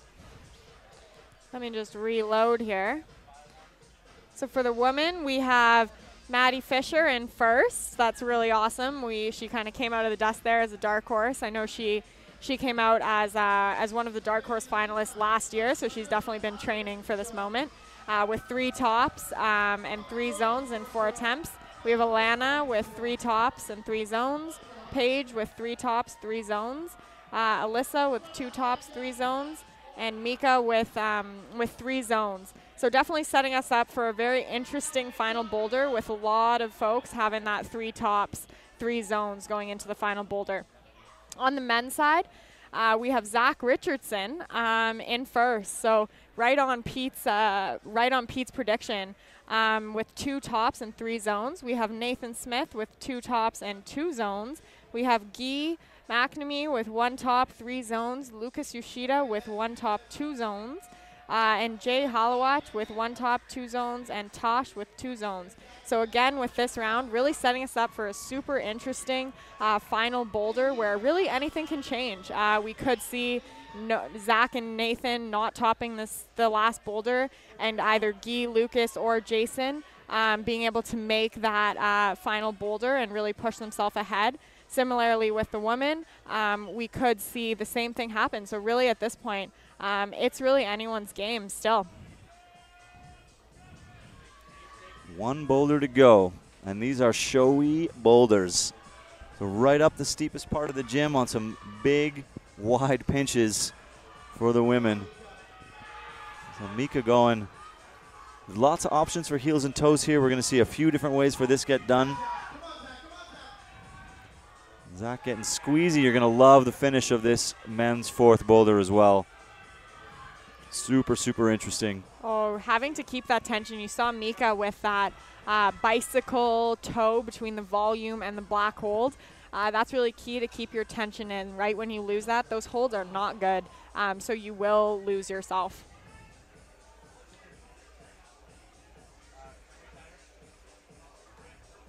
So maybe we'll do a quick refresh. So it's they're supposed to be as live as we get. There might not have been time for Nathan's to get in there. So yeah, you're right. He does have 3 tops. Right. Nathan Smith with 3 tops, 3 zones.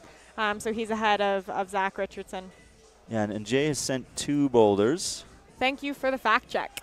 So Jay Hollowatch sitting in 3rd behind Zach Richardson right now. Yeah, with 2 tops and 3 zones. So this is a big Zach climbing well from 6th place.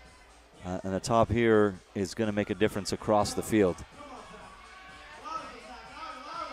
So, really wonderful perch move.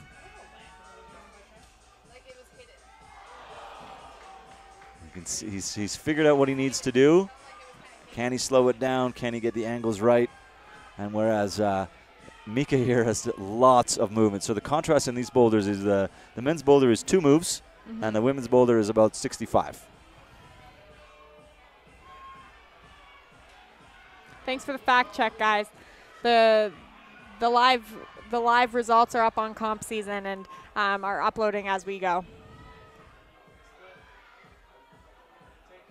She's electing to go to the volume here before going to those into the big compression move.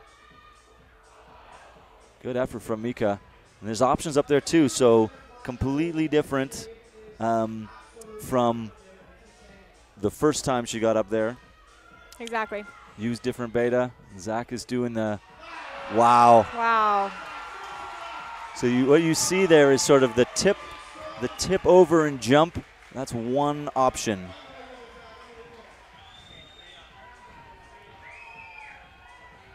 Really good stuff from Zach. That's a great way to finish a round. Of course, everyone wants to have a top. That's really good stuff. And setters will usually try to make this final boulder quite a show. And they want it to be exciting.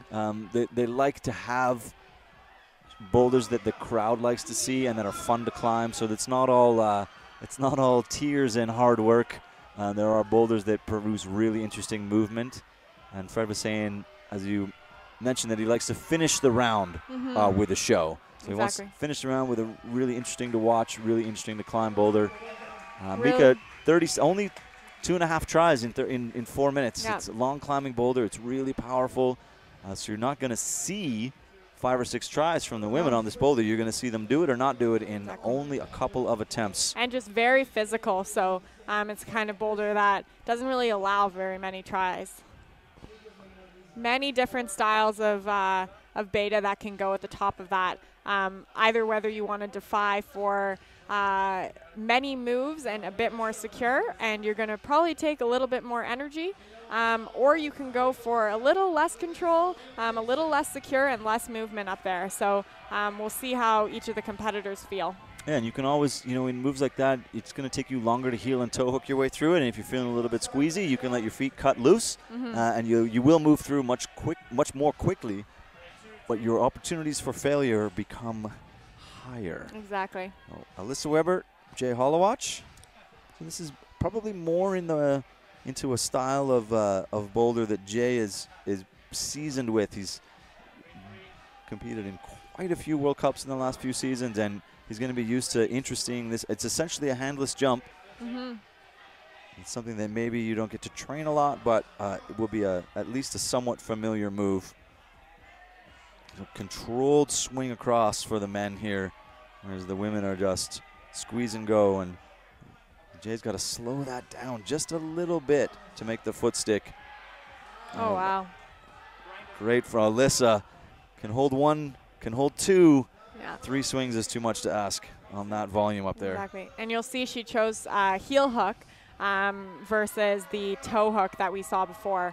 And the toe hook really puts you in a bit better position to unravel from it versus the heel. You saw that large swing. Alyssa's super strong in that style, which will allow her to stay on, but it's going to take a lot of energy.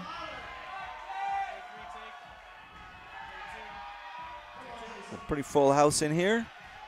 Jay Hollowatch going feet early. That's going to work for him. Oh, to an extent. You see him looking at his fingertips. They're losing skin by this point. 4 boulders in finals, 4 boulders in qualifiers. A few falls is all it takes to get run down in the skin department. But with 2 minutes to go, he's going to give it everything he's got. That I can assure you.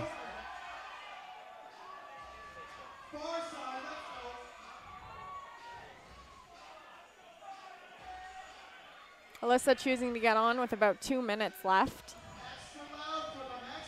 Probably maximum 2 more tries in this for her.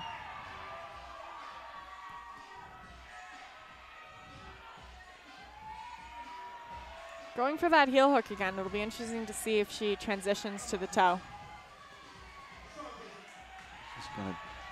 Jay making it through, getting perched. There, Alyssa moving through with the toe. In a little more control this time. Trying the compression. And Jay getting set up. This is good. This is the idea. You can stand here forever. How's your pistol squat? To jump. Oh. That's frustrating for sure. Just getting sent out by the angle of the wall as you start to stand up. The taller you are, the harder that move is if you stand up really tall. So you got to jump from a little bit lower. Yep. And it's interesting when you look at that problem, you see big distances between the holds. So it might be the assumption that that move's actually easier for taller people. But it actually puts you in a bit more challenging, awkward position being tall for that final jump. And so this, I mean, Jay got over there. He's got time, 40 seconds. If he can get back there and correct that movement, he's going to keep himself in a podium position. Alyssa, 30 seconds to go. So this is going to be last tries for both of these two. Jay needs to not rush this move, and Alyssa just needs to squeeze a little bit harder. So Jay getting a little different angles. Oh, and then not quite being able to reel it in. Kind of looks up with that, what do I need to do face? Yep. You might know, but you still got to work really, really hard. And I'm sure Alyssa was disappointed on that one because that one really is what most people would assume her style. You're at the end of the round. Style goes out the window.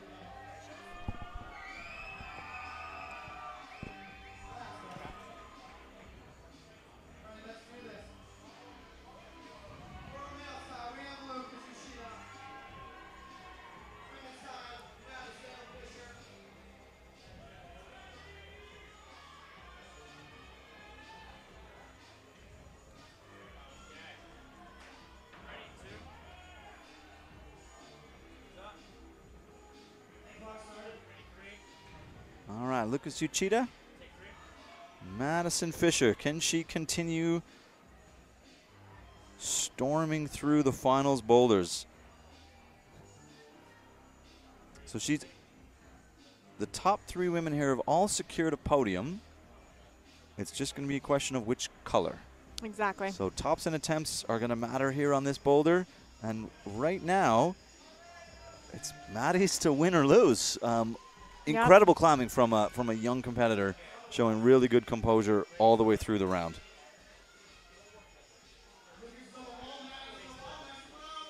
So Lucas is climbing for. Lucas is climbing for pride here. Yep, small chance for a third place. Not enough zones. Yep, you're right. But all these competitors want to do boulders, regardless. If you come into the last boulder with 0 tops, look at Maddie hold that swing. You want to top the last boulder regardless of your performance up to that point. It's just the competitive spirit. Exactly. You see him getting perched up in there. Oh, Madison just fights. Look at the elbows up. My goodness, Madison Fisher. Oh, I'm impressed she stayed on that long. Yeah. That's going to take some energy from her. She's probably going to need to rest for quite a while. That was a 2-minute attempt almost. Yeah, and there's only 2 minutes on the clock. So, yeah, it's She still has a chance here. If she's able to send this in her second go, she has a high chance of winning. It is clutch time.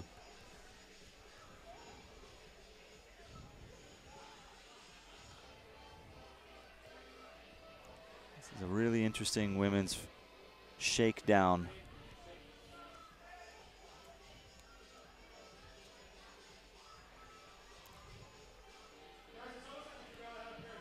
Taking the time and shaking it out.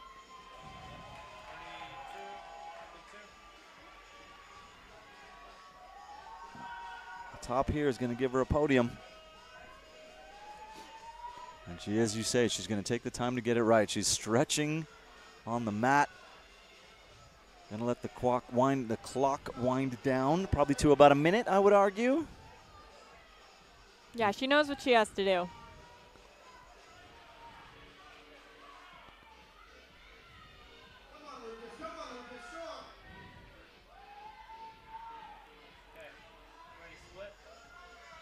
Super fun. I love watching the way this men's boulder finishes. Maddie getting back up in here. Heels and toes.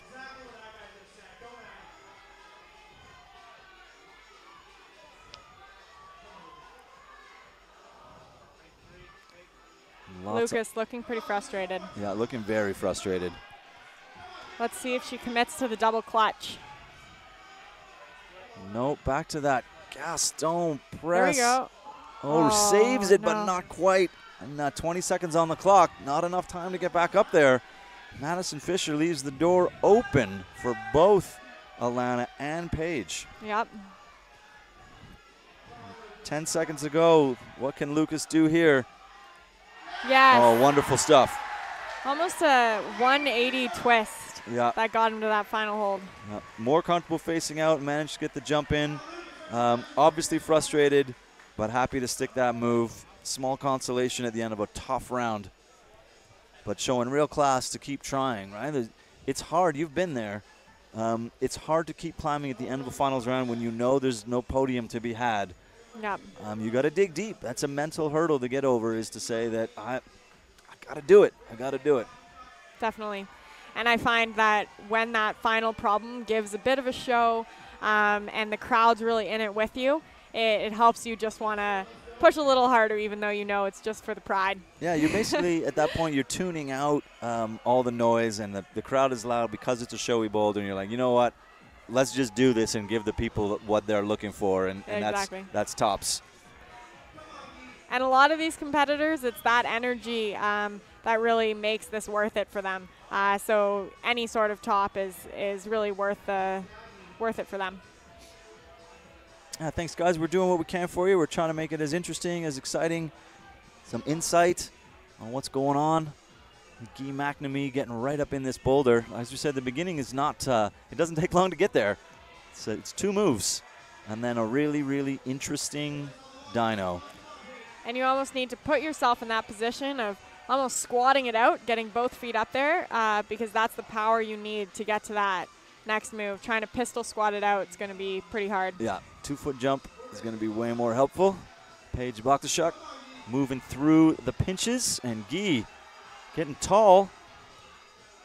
Oh, and sticking a wonderful flash from Guy McNamee. Awesome job. That's fantastic. Paige working her way up. This will make or break that what spot she gets in the podium. I'm just Struggling running out of gas. through there. Yeah, running out of gas. So Guy might have just earned himself a podium spot here based on what Tosh can do. Nathan and Zach have already locked up the top 2 spots, but Guy, there's room on the 3rd place podium. Exactly. For flashes. We'll update you on that as we get there. Right now we're focused on Paige. She's got about 2.5 minutes to go.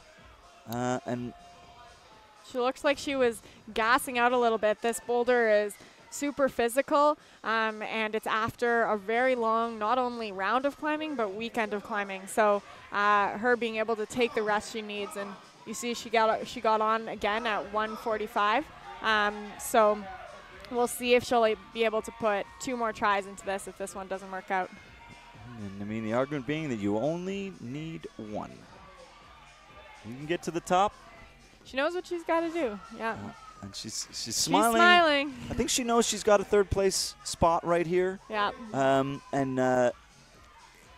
Obviously you want to top the boulder. Obviously you want to have an opportunity to get yourself into a 2nd place position here. But if you know you're gassed out and you know that that's as far as you're going to get, you got to come off with a smile, knowing that you've earned yourself a medal at Canadian Nationals. Oh, big words. Is Alana going to top women's number 4? Place your bets, ladies and gentlemen. Paige has still got a minute to do it, so maybe she finds that last little burst of adrenaline. I mean, you've topped boulders on your last try, right? Yeah, and probably based on the crowd, based on what's happening in ISO back there, she knows that she needs to top this if she wants to take that win. So definitely the pressure's on, but I feel like Alana will thrive under that sort of pressure. Just looking at the clock. There's nowhere to rest here, Paige. Just crank it out. We see her doing that a lot. She often does look at the clock. 20 seconds left. She's done. Yeah, a lot of big cheer for local climber. This is her home gym, so it's nice to climb well on home soil. You're right, Stephen. That woman's problem is brutally hard. It's on a hard angle. It's one of the steepest angles in the gym, and the holds are not great. You definitely need to manage your feet really well, find those toe-heel jams between the volumes, and keep that tension straight down through your core, and it's not easy. Definitely not. So we're down to 1. Alana Yip will be coming out. Oh, sorry. My mistake. We got Tosh still. Tosh Shurkat climbing on his own. And then we'll have our last 2. So we're pretty much winding it up here. What's at stake for Tosh on this boulder?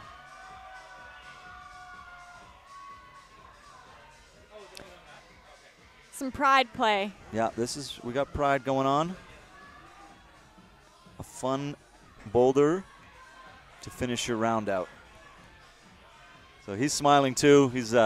They've already looked at it, so they know what they're coming back to, right? They previewed it, they talked about it. They know they're coming out to a handless jump move, and it's a question of how hard it's going to be. So a little bit of a laugh is like, okay, so it's going to be harder than we thought. Definitely. You got to work hard to get a top here. No gimmies.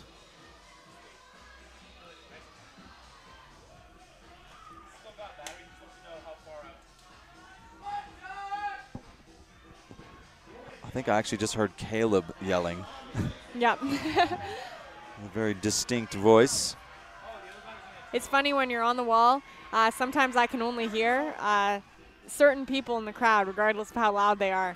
It's those distinct voices or those people you're almost looking for cheers from. Yeah, your brain goes to its comfortable place, and it's looking for your coach or your friends or the people that know you well, and that's what that's the cheer you're looking for. The other cheers are just general. Exactly. Your people are your people. White noise. Tosh staying low. Set up really well for it. Oh, but just missed. It's not a great hold, to be fair. It's a pocket.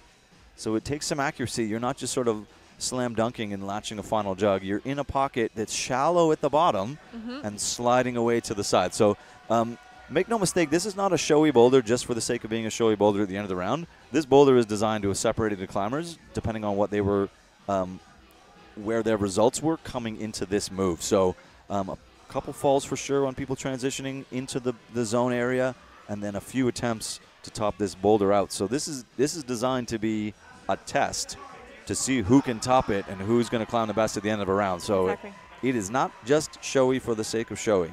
And you'll see he thrives off that crowd, so he was pumping the crowd up before he went on. And running out of steam, rushed it a little bit, of course. All the factors are at play. Just because you've done the move once, sometimes you take a little slip, jump on the mat and keep going.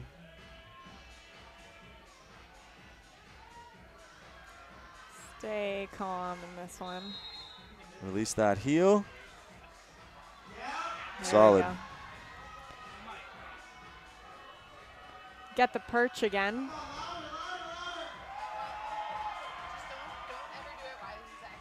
He knows it's too hard to jump from one foot. Even though you want to, you see it. You know that you might need both feet up there to get the power. Oh, and he went just a little slower, given that he kind of overshot it last time. Yeah. But 30 seconds and nothing else to save it for. He's going to give the crowd one more shot at it. Love to see that. So, like, if he's like, staying still for a second, you can do it, but then if you can tell that he's going to, like, jump. Awesome. All right. All or nothing here. Tosh Sherkat. Really good round. The crowd is loving this last attempt from him. Great way to close it out. In the air when the clock hit 0. Very awesome. He's smiling. He had a good time. Okay, and on the big decisions to be made on the women's side of the field. And on the men, this is Nathan's to take home. So he's got an opportunity for gold. He's already sitting in second place. Atop here will put him ahead of Zach.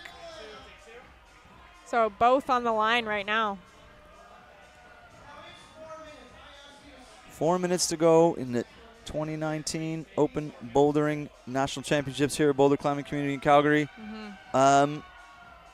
My palms are sweating, Elise. This is exciting stuff. And this is exactly what a round should be. It should be by the end of the round, the final climbers come out, and it is all or nothing, and they know it. So there's a lot of pressure. Well, flash to zone here will put Alana in second, and a top will put her on the podium.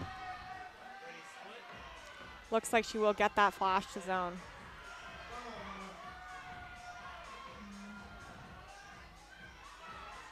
She is looking strong here, stronger than everyone to this point. Feet still engaged, hands showing no sign of opening up. My hands are sweating. Wow. Really Alana good making stuff. That look Alana, yep. easy. This is it right here. National Amazing. champion. Alana, yep, is psyched. Wow. Just showing how far she is ahead, really. Yeah, with a flash of the most powerful boulder of the round. All smiles from Alana Yep. Really, really impressive stuff. And she was able to take it back. Yep. Two wins, one off, and back on top. Nathan Smith. Going slow. You might think he's tall enough to do this without a real jump required. And we're about to find out if that's true.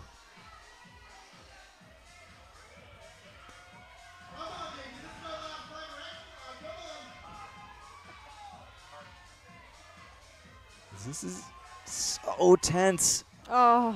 Just shy. I mean, how much? Sometimes you just can't use your height. No. How much pressure, Elise, are you feeling right now at this moment with a top to win nationals? It's a ton, and some people thrive under opportunity while others thrive under threat. And that's something I've noticed a lot over competition. Right now, he's under opportunity. He knows that he has the opportunity. People haven't topped as many as 4 boulders, so he has the chance to go out with a 4 top round, which is an opportunity that personally I love competing under opportunity versus threat. But it really depends on the competitor, and it seems like I think he'll hopefully take the opportunity he has here. No, I'm not. Let the clock run down to give himself a rest. Not a super engaging boulder, but there's no need to rush back up to it. You still got to get it right, and you still got to jump. Nathan Smith.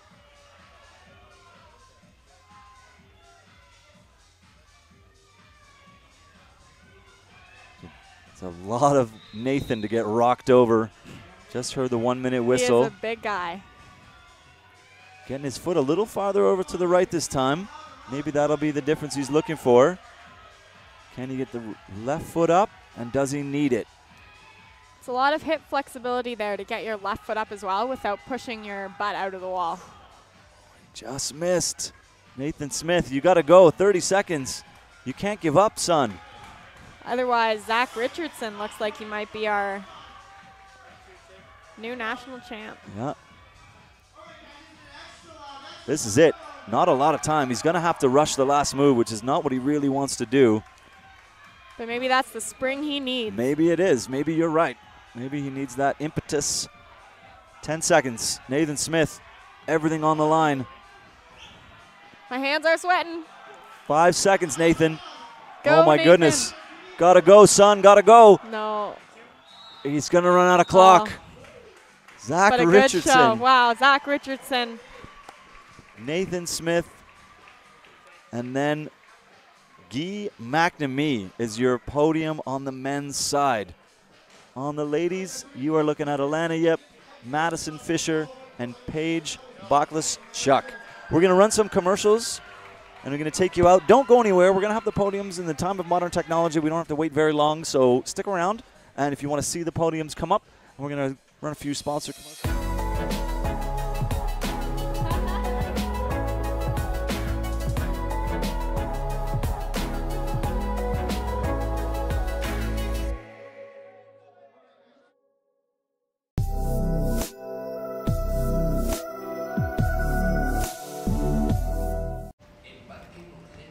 When curiosity asks, what's out there? And routine tells you, does it matter? Exploration says, see for yourself.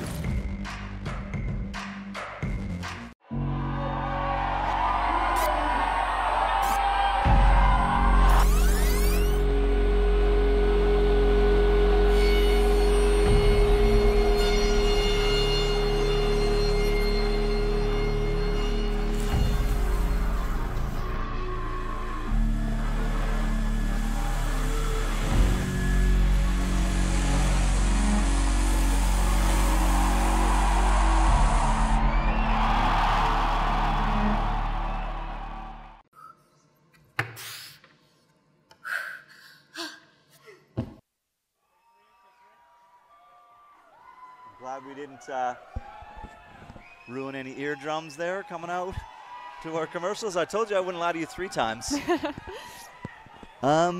So that's going to do it. Yeah. 2019 Wow. Open Bouldering National Champions, Alana Yip returning to the top, and Zach Richardson doing what is rarely done and going from 6th to 1st. As we say, finals, you just got to get there, and then you get to put your show on. But to be fair, 6th to 1st doesn't happen very often.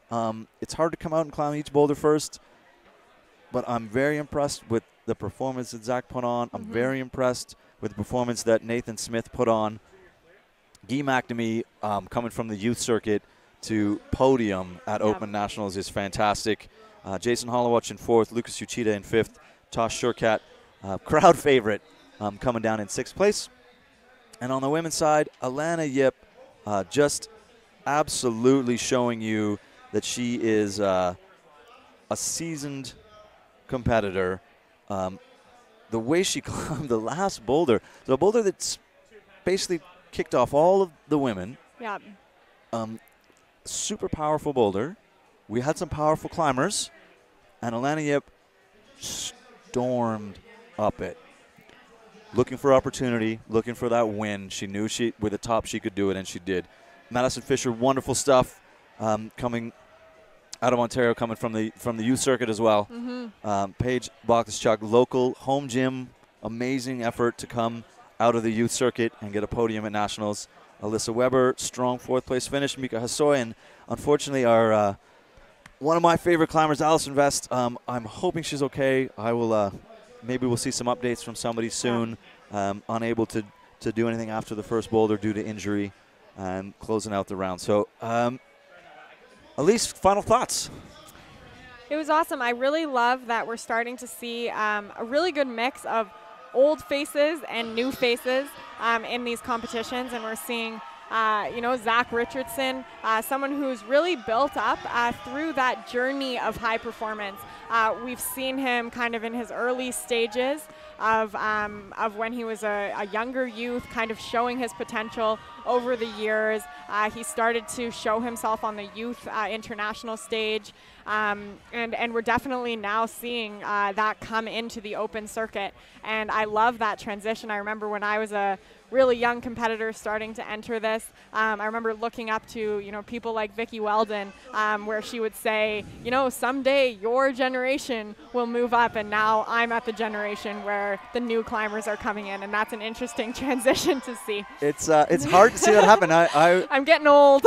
I know, I feel you. I was in the same place a few years before you, where you go from looking at podiums to looking at the backs of young, very, very strong, very seasoned at a young age competitors. And this is what we get when we have kids climbing a little bit younger. We have them competing younger, as you were saying, open bouldering and youth bouldering. Now allowing for youth to transition to open bouldering so much quicker. Exactly. So before, where the youths that wanted to climb in Boulder had to wait till they were old enough in open and then train with their friends at the gym but didn't really have a high-level competition circuit. We've said many times, well, I'll say many times for the next bunch of years, that training is fantastic, but you do need to climb on competition-style boulders. So if your gym doesn't set comp-style boulders, you don't get it. So it's not the experience necessarily of being in competition. You can create pressure in other environments. You can create stress in a training environment. You can do all kinds of things to force you to try and climb hard.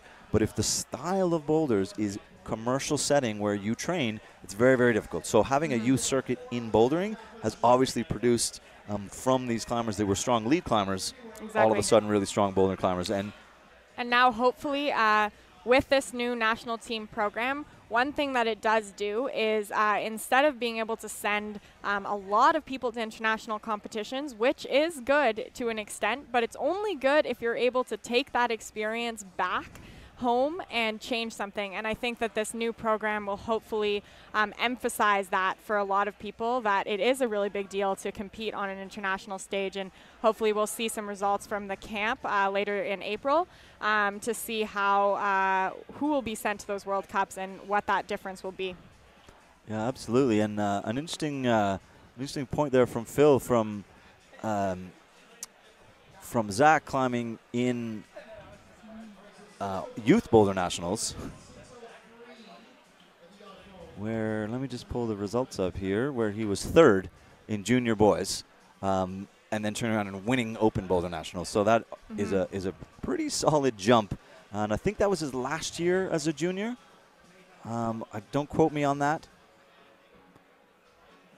A pretty good transition. Awesome. And similar with Paige Bocklaschuk, she came out with a really awesome youth performance, second, but to come back and come on a podium in an open competition is a bit of a different game, and it's really awesome to see her be able to keep turning it on, even though the pressure is a little higher. Yeah, and I think this says a lot for the future of our competitive sport, of our competition climbers, and what we're trying to do with the sport and how we're trying to grow it competitively, and what we're transitioning when we look at the camps that we talked about, when we look at the selection camps, when we look at the training camps, when we look at the gyms that are electing to put on route setting camps that get their route setters into a style where they can set in this way. All of these things built together are building our competition environment. And I mean, there's obviously a question of funding and what do we do and how do we get our athletes to World Cups, and that's something we're still trying to figure out, and we're trying to send teams and we're trying to send trainers and coaches. You can't send youth or even open athletes to an international competition without sending a support group. So we need to be able to fund the whole thing. So I know that people sort of hear from the CEC that, oh, how come we can't fund our athletes but we can fund trainers and coaches? Well, you can't send the athletes to a World Cup without trainers and coaches. So we need to fund everyone, and it is an equal pool that we're all moving from. And until we get to a point where someone gives us $1 million, it burns through pretty quick. If you want to send a team of 15 people across the ocean for 2 comps, you're going to burn through tens of thousands of dollars incredibly quickly. So part of the sport is getting that development. We can't pretend that the money's not important. It's not the be-all and the end-all. But in order to give these athletes the most opportunity they can, we have to find ways to fund them. And we'll get there. We will get there. The same as this, we hope you enjoyed the live stream. It looks like you guys did. Super good work from SportsCanada.TV. Those guys did Youth Boulder Nationals a couple weeks ago, and they're going to do Lead and Speed in Montreal in a couple months from now. And we're bringing that to you. There's no charge for the live stream at this point, so we want to be able to keep bringing you a quality product. And then, if in a year we ask you for $5 for the season, then I would hope that that's easily received and understood, that in order to keep this kind of thing going, that's what we need to be able to do, is take the money from the sport and put it back to the athletes, and that means being able to fund the things that cost the association money that we want to bring. So the $10,000 that it costs to put on a live stream can go back in the pockets of the athletes. So let's be open-minded as a community. Let's consider all the opportunity we have, and let's try and support our young and seasoned athletes along the way. And we're about to roll to see the podiums come up. I don't think we need to do too much more. So I think we're going to sign off. So thanks for everybody. Merci beaucoup tout le monde. 2019 Youth Boulder Nationals, Pete Woods. Thank you, Elise Stefan. And we'll see you guys, definitely next year. Awesome. All right, everybody. Stick around if you want to see the podiums. Results are on comp season. And then if you're in Calgary, some of these boulders might be up on the wall. Come down and see what you can do in a week that these guys had to do in 4 minutes. Exactly. Thanks, everybody. Have a great night. Thank you.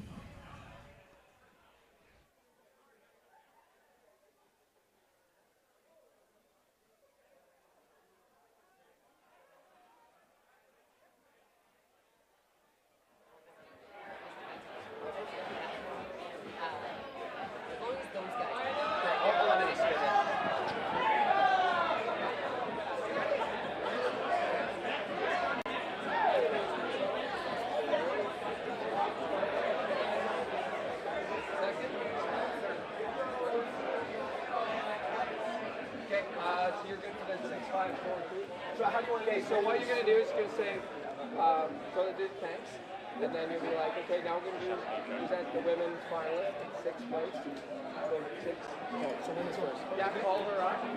We're going to give her a prize, 4, 5, call her up, 4, call her up. Once it's done, ask them to leave, and then you're going to say the women's open final. Then we're going to have to wait till all finalists.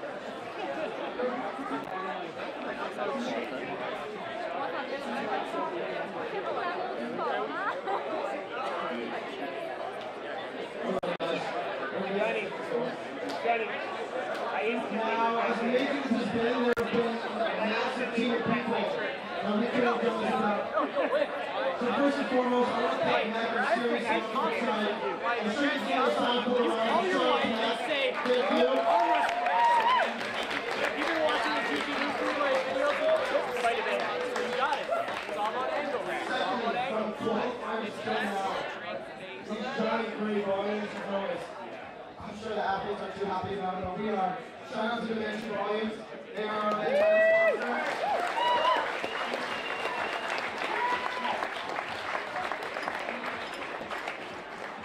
Now I know what you've been thinking. These pants are unbelievable. Where'd you get them? North Face. Shout out to North Face. Thank you. Thank you, New Orleans. Thank you, Staff. Thank you, Outdoor Research. Adventure Sport Therapy. Genesis, if you ever get the chance to try there, holy, you'll love it.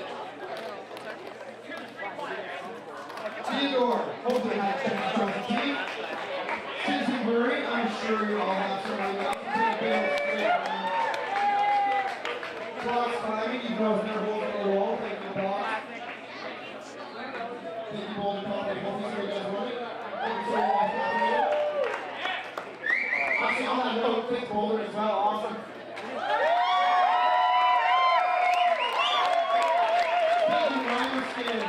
Routine, Starbucks, Friction's Lab, Beetroot, awesome sandwiches.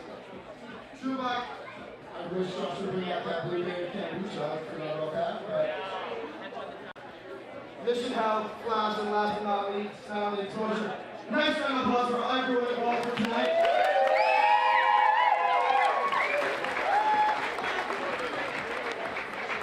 Now let's see how everyone did. We'll start with the women's side. In 6th place. Give her some love. We have Allison Best.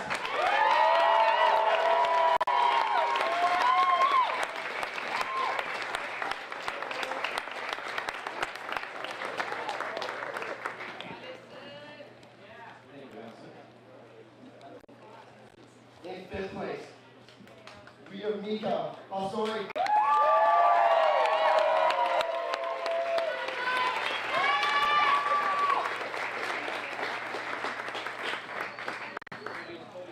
4th place, Alyssa Weber.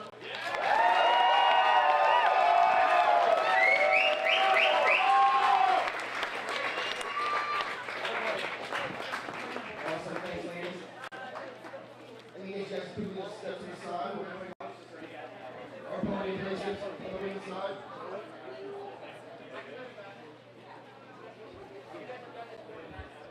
Now it's an honor to say this. In 3rd place.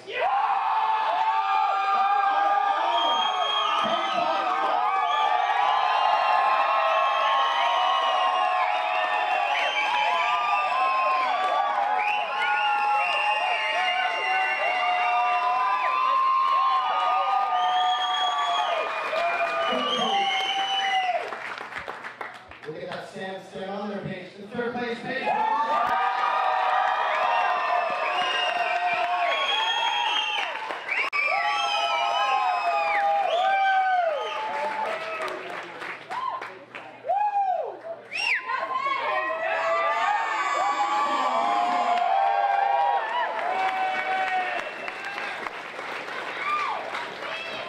In second place, we have Madison Fisher.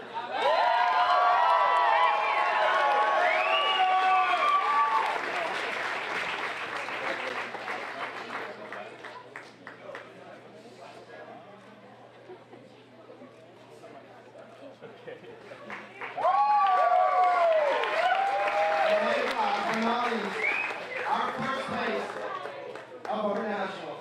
Oh, I am.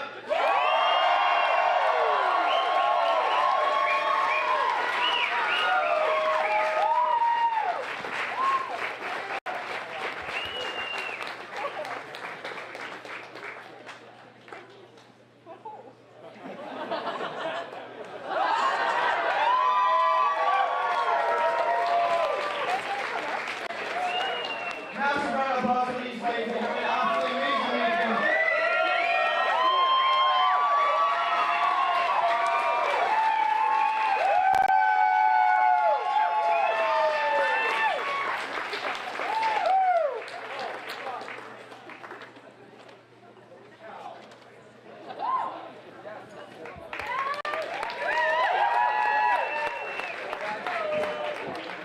All right, on our men's side, in sixth place, we have Tosh, sure cap.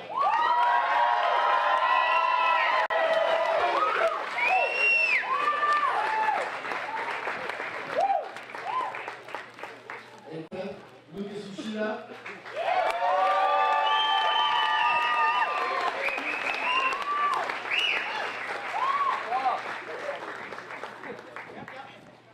In fourth place, we have Jason Howard.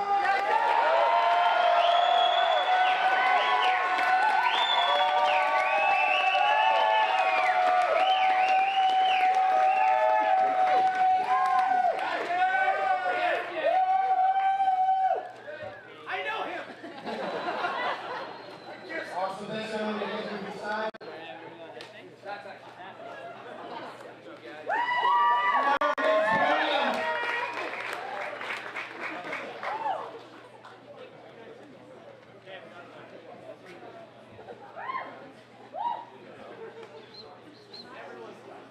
In third place, we have the Malcolm.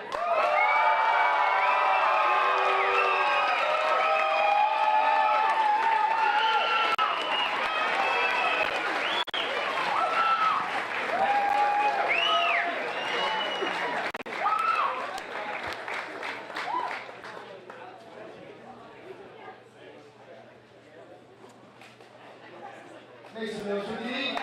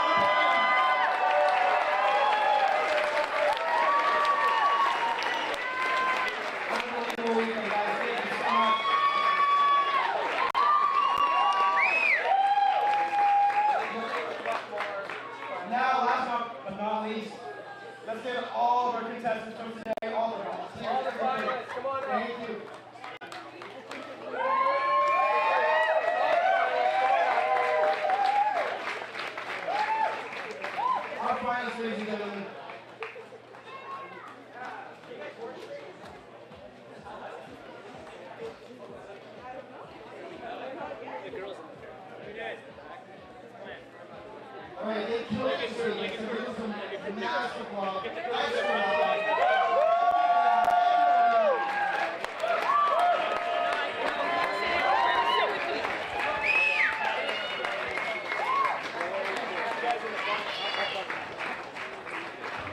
Oh, come on, love, it is unbelievable.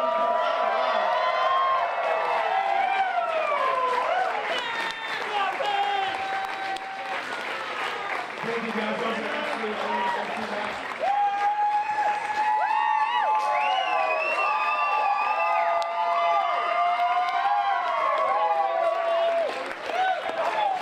Now, let's want to give some love to our volunteers, our judges, everyone that was part of this team to make this happen today. Thank you guys so much.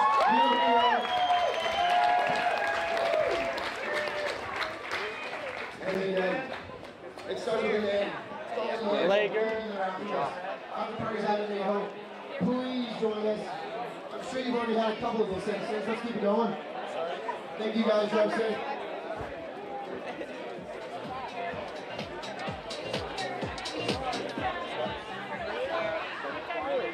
It's like shoes where you go like Plastered my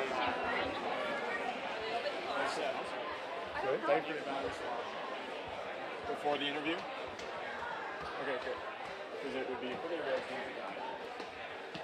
I'm not very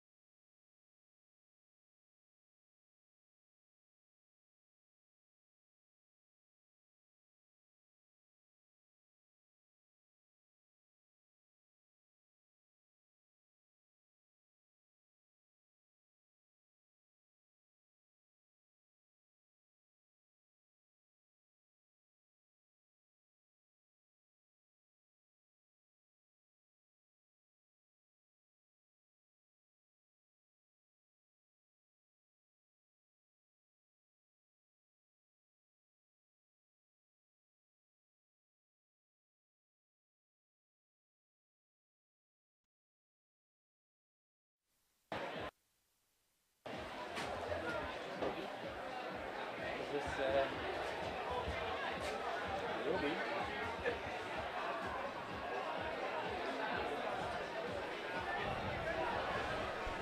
That's good. Yeah, you're good. Oh, get over here. Oh. Okay.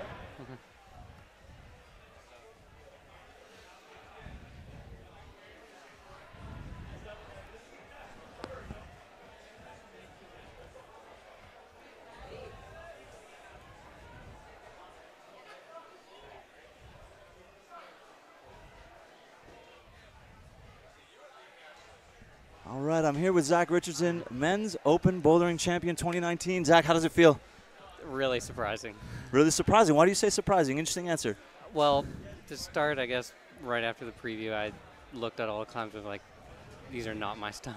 I'm just going to try my best, see how it goes. But Well, your best was fantastic today. I would argue that you climbed with a ton of style. You climbed with a lot of power to come out from in 6th place. Yeah. As we always say, you just got to get into finals, but you're in your head, you're like, there's 5 guys that are better than me, and you proved them all wrong today. Yeah, I think it helped so much to come out in 6th. Like, in previous finals, if I come out and I know it's been topped or flashed by a few people, that usually just gets me. So no pressure was absolutely, like, really helpful. Yeah, the no pressure. We were talking about some people climb well under opportunity, some people climb well under threat. And when you're first up, you have opportunity. Exactly. How did you find the boulders? Did you find, like, you said you didn't think they were your style, but you topped them. So they were in your style to some degree. Did you find across the rounds that you got tested and things you were good at, things you weren't good at? Yeah, absolutely. It was really diverse. It was really good. Like, the boulders were technical, but it wasn't just like just tricky to read. It was just really like hard. Even it was hard technical. Like, it was hard to be in the body positions and really bad holds. Funky moves. It was good. Yeah, and I mean, you came off a podium finish at Youth Nationals. Was that your last Youth Nationals? You got one more year. One more year. So you podiumed it youth nationals, Yeah. you won open nationals, and you got another year of junior, and Yeah. then I'm assuming you're going to do open again next year. Yeah. Okay, how's your lead climbing? It doesn't exist. It doesn't exist. So you're doing lead season, or you're not doing lead No, season? I don't think so. Okay, focus on bouldering. Yeah. Absolutely. Well, are you gonna? Did you take any time off between youth nationals and this comp, or is it just sort of training as usual? Right back into the gym. I was really focused on this comp, so I wanted to make sure youth nationals, like I wanted to do well there as well, but my focus was definitely this weekend. Okay. And your home gym, you climb at Climbers Rock. Yep. Did you get exposed to the style of setting that puts you in good training positions for competition boulders? Well, we we've been working on it. We have like really good setters right now. They're setting some tricky stuff, comp style stuff. But I go to some other gyms also, like up the block is really good, similar to here. So I don't know. CR, I guess. I definitely try to make sure I get as much variety as I can. Right, and variety in boulder problems, variety in holds, variety in route settings, so you get exposed to all those kinds of things. You get to come out here.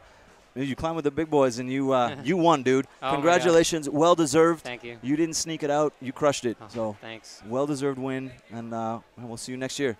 Yeah. Thank you. All right. Cheers. All right. All right, we're going to come back with Alana Yip in just about 30 seconds.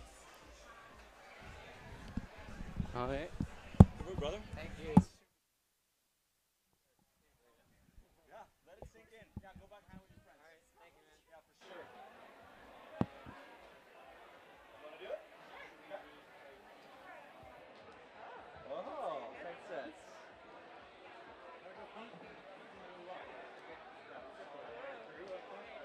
So big. Pete's head is Your head is so small.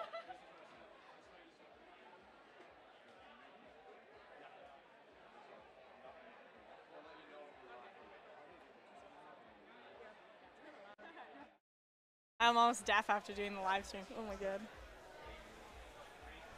Should we look directly into the camera? Hey, so it's Elise Sethna here. I was one of the behind-the-scenes invisible voices talking to you during the finals, and I'm here with our reigning national champion, and she's come back from 1 year off and was able to pull it together and take the win. So Alana, first, just how does it feel to come back? I know that last year was really close, and you came off an incredible international season this summer. And you also, with the new national team squad, kind of knew you had that spot on some of the World Cups this season. So how does this competition feel to kind of secure that your training has been working? It definitely feels good. I was really nervous throughout most of the round. It was, it was a bit different. I didn't feel so nervous during qualifiers and semifinals. And I felt really strong. Like I was like, oh yeah, all this training is going so well. And then finals, I was a bit gripped, but for sure. Worked out in the end. And so for those of you who are watching, you knew that it all came down to that final boulder. So Alana, you were sitting in ISO. Did you know that you had to top the final boulder in order to take the win? I did. We were all talking in ISO, so I knew that Maddie was having a great round. So exciting for her. Like I was, so happy for her. But I did know going out that it was, now or never kind of thing. Yeah. And do you feel like that sort of pressure helps you? It can, yeah. I mean, obviously on the first two boulders, it didn't. I was a bit, it was too much for me, but I am very good at like that sort of like last go, best go kind of thing. Totally. The pressure's on. The entire crowd is watching. They know. Alana knows. And you were able to pull that out and make it look so easy. Was that boulder your style, that fourth boulder? Yeah. I think it's hard for me to pin down my style. I'm pretty equal, like pretty even around, like well-rounded. Wow, sorry, words are difficult right now. Generally, I'm a pretty well-rounded climber, so it's hard for me to pin down one style, but that sort of power overhang is, one of my stronger. Definitely. techniques. And do you feel that the style and difficulty of boulders here is comparable internationally? You've had a lot of experience both in finals, a lot of semifinals. What do you feel and how do you feel we're preparing our athletes nationally to compete on the international stage? I don't think the boulders are as hard here as on the international circuit, but they're definitely getting closer. You know, it's exciting to see the level go up every year and the field get deeper every year. Great awesome. to see people like Maddie and Paige come up from the youth and just crush. So that's awesome. Well, so now coming off of this, what's your kind of mental state going into the World Cups? I think the first one's in Switzerland, correct me if I'm wrong? Switzerland, yeah, 4 in a weeks? month. Yeah. So how are you feeling going into that? Pretty good, yeah. I'm confident that I can sort of handle anything mentally now. That's awesome. Yeah. And anything you're going to tweak in your training leading up to that first competition? Maybe probably do a little bit more mental training so I don't freak out on a few boulders in a round. There you go. Cool. Well, we're sitting here, Alana Yip, Canadian national champion for the third time?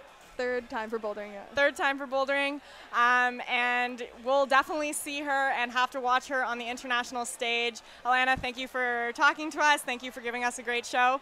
And I'm really excited to see what this season brings for you. Thanks. Awesome.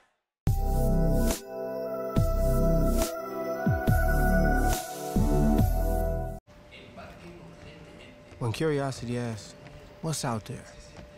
And routine tells you, does it matter? Exploration says, see for yourself.